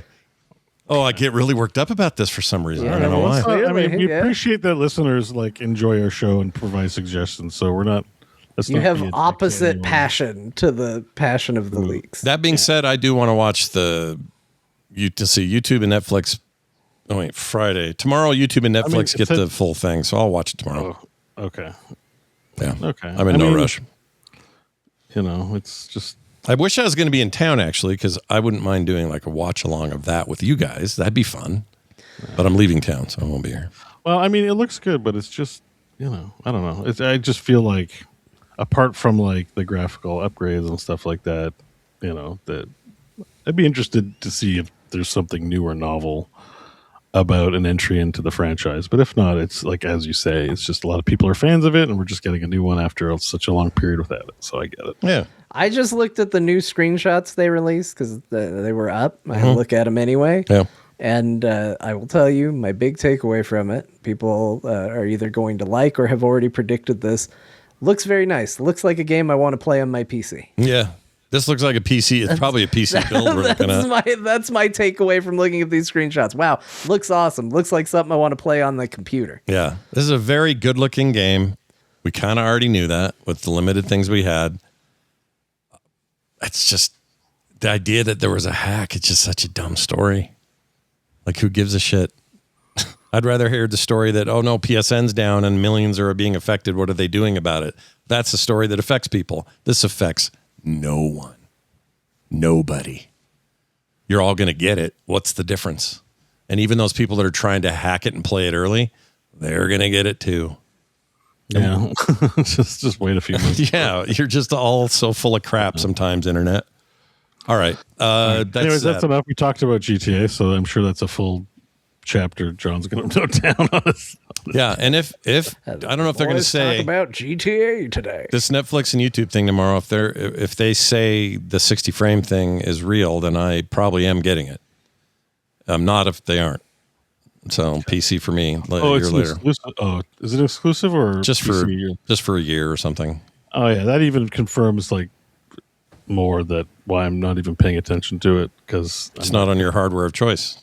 I'm not going to be playing it for at least another year after release. So. Yeah, it took them a year for 5. No, that's unless not true. Something mind blowing happens. Unless something mind blowing, I think it takes them more than a year. Well, it took them a year after the PS4 re-release, because it was originally a PS3 360 release. So when the Xbox One and PS3 or PS4 game version of it came out, 1 year later, PC got it.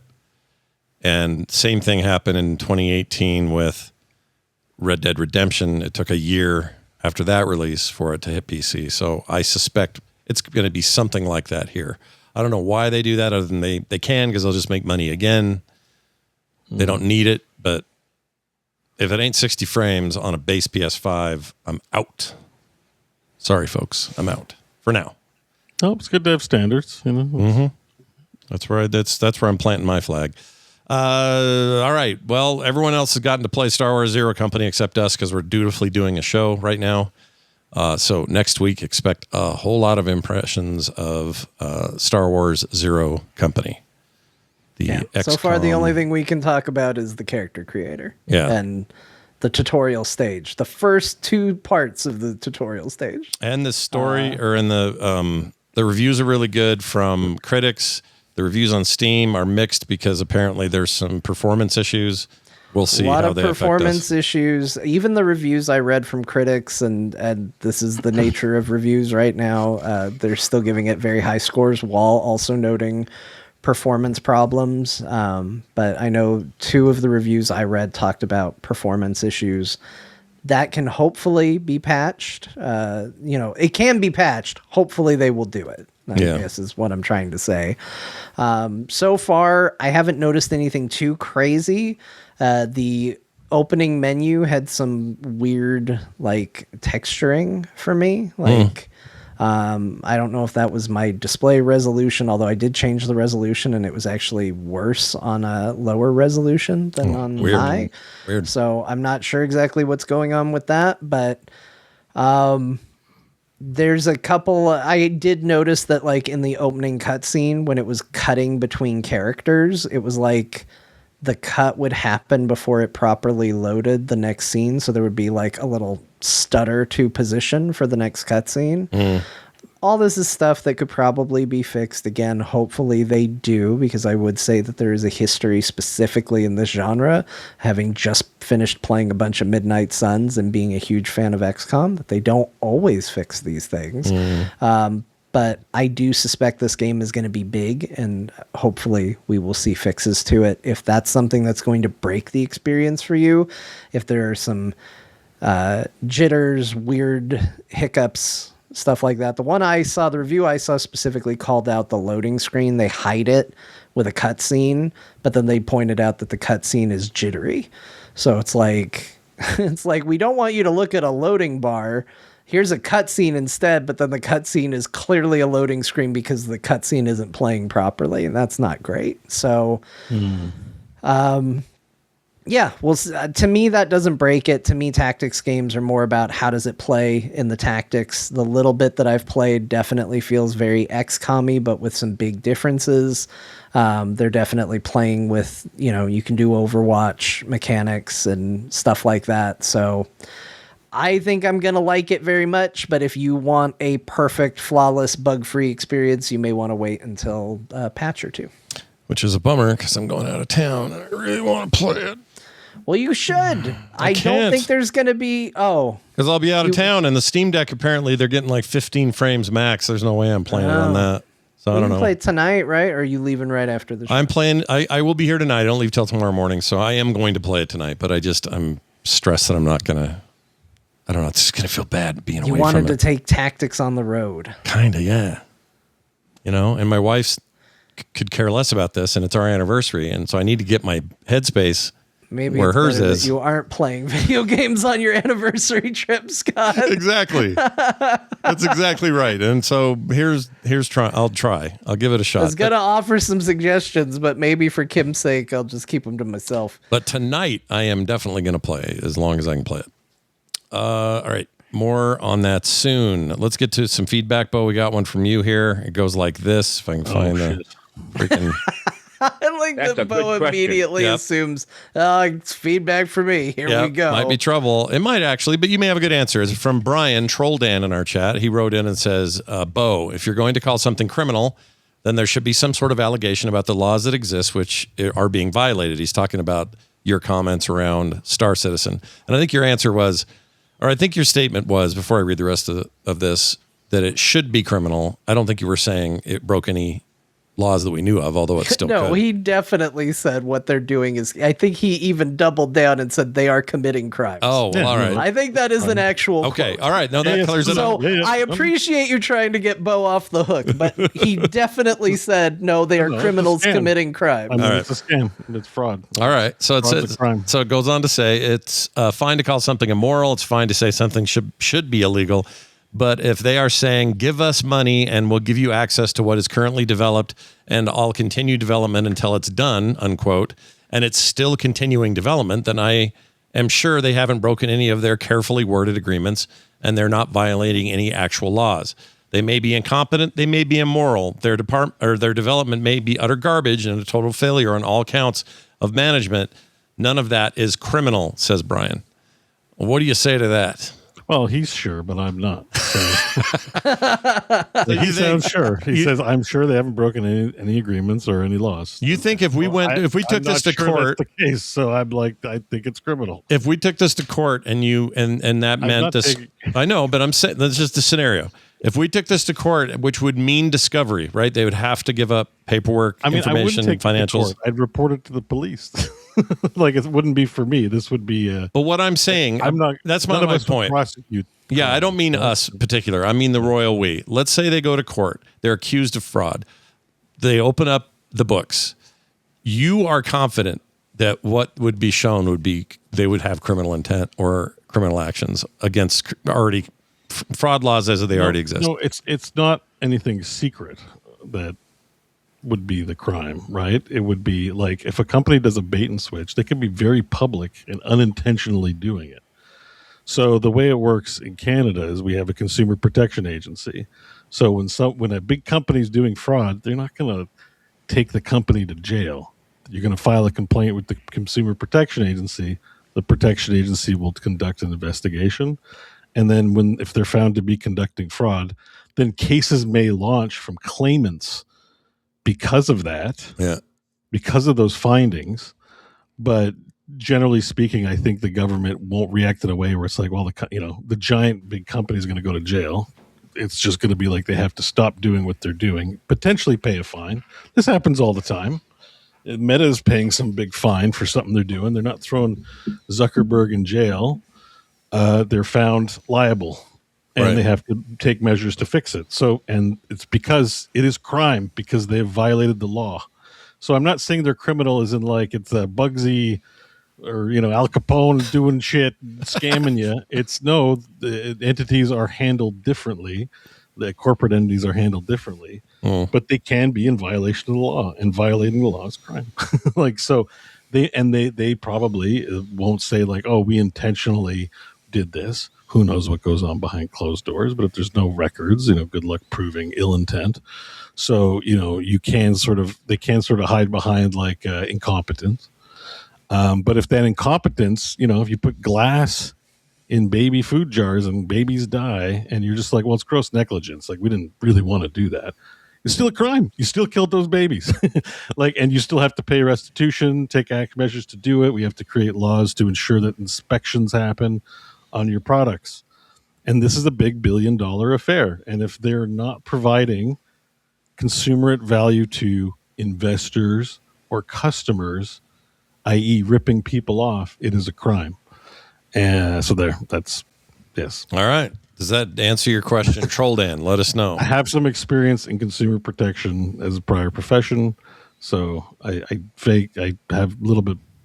I'm confident I know what I'm talking about. So you think Canada would take them to the mat because you guys have stricter laws on consumer protection? Believe it or not, you guys have consumer protection too. No, I know we do. Right now, it's not too bad, but you literally have an FDA. Like you have protection. Like a whole reason why our countries like have this high standard, people want to live here, is accountability.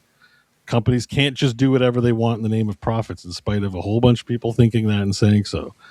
What makes a democratic country run that works in tandem with capitalism is accountability. And when crime, you can inadvertently drive into the crime territory through negligence.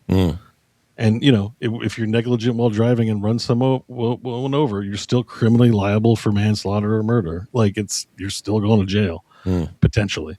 It's still a criminal conviction. And like when companies like drive into the ditch because, I don't know, Ted was supposed to do this, or we all thought that was a good idea. The lawyers didn't tell us that this would be a problem.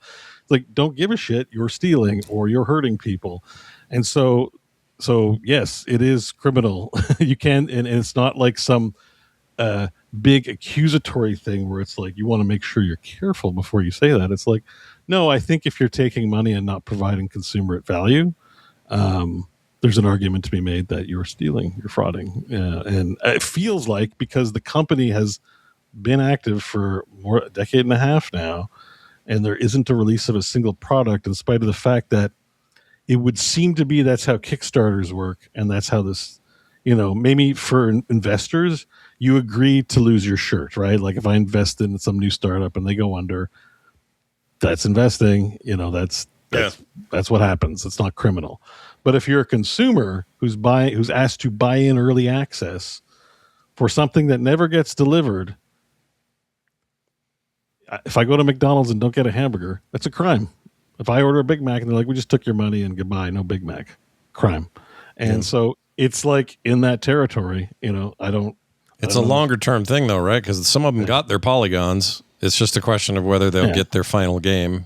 And if you're saying like, well, I'm paying for access to their early build, well, so what you're saying is you're paying access for the service is already launched. The game is already launched. What it is already launched. This is old news. So we're talking about a 12-year-old, 15-year-old game that you've just agreed is okay to ship in a broken, incomplete state. And even then, I'd argue if my Big Mac was only half the Big Mac because they're like, we didn't cook the meat, so we didn't throw it in there. I'm like, well, you took my money for a full Big Mac and didn't give me the meat. It's not finished. Why would I wait around? And that's how I look at this, where it's just like you've effectively launched your product, but not complete, and gladly taking not just $60, but thousands of dollars of purchases for something you didn't finish. So their marketing is not lining up with the real product, and that's called bait and switch. That's fraud. It's crime. If you're saying, oh, it's an early access, but you're actually saying like, well, no, the actual service is that it's a broken, janky mess that we work on, then your marketing is misleading, and there's an argument to be made there that that's fraudulent. I think you've made a good argument. Yeah, thank you. Yeah, I came into this thinking, yeah, I guess there are no laws that because that's how this goes. Like the European Union will take Google or Apple or somebody to task for something that was never an intent to like defraud anyone, but they'll say, well, the end result of this was anti-competitive, or it was this or that, or and there's a good question in the chat. So what? Sorry to interrupt, but what's the deadline of early access before it meets the criminal criteria for criminal? Well, I mean, you outline what's going to be delivered, right? So you buy it early, and the game will be partially complete, and I will deliver line A, line B, line C, line D. You may or may not like it, but we're going to meet these criteria, and that's what our trade agreement is. Like, you give me $30, I give you this, but I'm only giving you partial. Right. I mean, that seems like an acceptable arrangement that we have. But if you launch on early access and say, I'm going to give you 1, 2, 3, 4, and only 1 and 2 are available, and then I abandon the project, I think you're criminally liable. So be careful if you're launching an early access and don't plan to finish. I mean, right now, with the state of things being what they are, it's kind of hard. We're so busy with the big guys. I don't think the big consumer protection agencies are worried about a couple of guys who run off with some money, but they might be. Yeah, I think that's happened with Kickstarter. Definitely with Kickstarters, people have abandoned the project and not returned the funds to invest to people investing. Can be prosecuted. I think you're liable to be prosecuted, or if you get away with it, then you just got lucky. Yeah. The big wrestling match over that was whether Kickstarter has any culpability in that as being the purveyor of it, and everybody's ruled in the favor that they're not. That Kickstarter is just. So if it's ruled that it's an investment, then you lose your shirt. That's just what happens, right? But if you're a consumer and you bought a consumer good and didn't get the consumer good, I think the rules are different. That's not investing. Yeah. Well, we'll see. We'll see how it plays out. Why can't McDonald's just charge extra money and not deliver? Or the car company, you bought air conditioning, they're like, actually, we just didn't feel like we're giving you early access to your air conditioning. What if they went to court and Chris Robertson, is that his name? Yeah. What if he showed up for his testimony, his deposition, in one of them lion heads from those other games he made? Wing Commander lion head guys. Yeah. That'd be cool. Sorry, that was just a good way to get off the subject. It's okay. Yeah, no. If you're sick of it, that's fine. No. Not sick of it at all. Not sick of it at all. I will just say the software space has always, historically, because it's such a new technology and things are changing all the time, we know tech is way out ahead of whatever the public service. Just when we think we're getting caught up, now we have AI bullshit to deal with. There are so many problems to deal with that the legal bodies can't keep up. And that's just our normal right now. So you can't look at just if you're thinking it right now, well, they didn't do this or they didn't do that, they didn't do this. It's this has been our status quo with the tech industry for several decades. It takes a long time for the law to catch up because most people in these political positions and legal positions don't know how any of it works. They really don't, so that's part of it. And we're still experiencing that. So I bet you they could successfully argue their position, notwithstanding also that they have more money than God, some of these companies, and command a lot of sway to get things in their favor through lobbying and et cetera, et cetera. But if you have a product, if you make an agreement with someone, they don't fulfill their end of the agreement, that's fraudulent. Yeah. No, I agree with that. I think you've made a good argument. Chat and people at home, what do you think? Send your messages in and let us know. Great. let's keep pulling Beau's strings on this thing as long as we can. That'd be great. That's it for your feedback, and that is it for the show today. A reminder that if you like what we do here and you'd like to be a bigger part of it, you can support us in 2 different ways, or both if you want. There's the Patreon at patreon.com/core show, or there's core.show, which is a Substack. You can do either of those and get roughly the same benefits across the board. Just sort of depends on a couple of tiny things that are affected by the way those services work. For the most part, they're the same. So it's all about where would you rather be. No commercials ever, pre-show content every week, host specials on the monthly, and Patreon is now getting articles too, so watch for those. All kinds of fun stuff happening. I send art out, game-related art, to a certain level as well. So if you're into that and you want to collect them all, it's a great way to do that as well. Go to frogpants.com/core for all the details while you can. All right. We need to sum up the games we played. And we need to do it. Oh, yes. Oh, yeah. It'll probably be quick. Quicker than usual. Let's start with this. Dear Martha, letter home. Hey, what are we telling the people at home? My dearest Martha, today we sure took a lot of journeys, but one of them, a smaller part, was what games we played. Those games were Shape of Dreams. This was the game that reminded Scott of Heroes of the Storm, and being an ARPG and a MOBA, and also possibly made in China. And he worried about the future of this developer.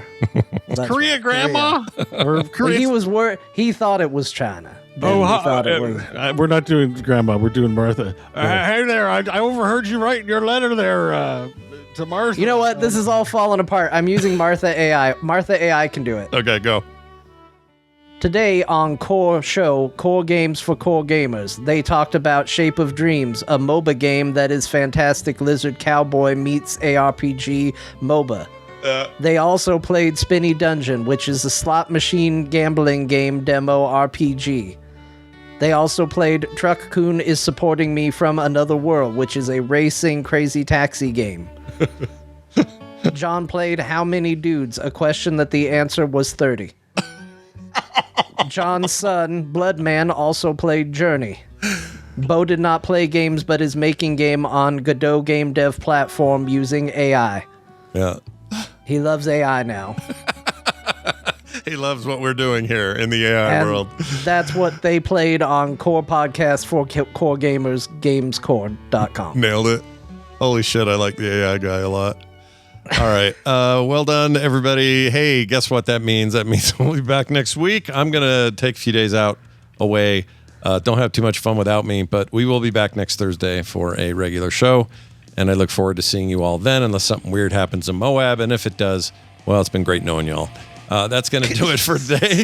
Thank you all for listening. Got high hopes for your anniversary trip. My God. Well, we're going to hike some stuff that I'm a little worried about my endurance levels for these days in the heat. We'll see. I don't know. We don't have to do them, I suppose, but I'm trying to push myself on this trip. Anyway, just remember me how I was, everybody. That's going to do it for us. Thanks for listening. We'll see you next week. Go play some games. And I hope Star Wars works for everyone. Bye.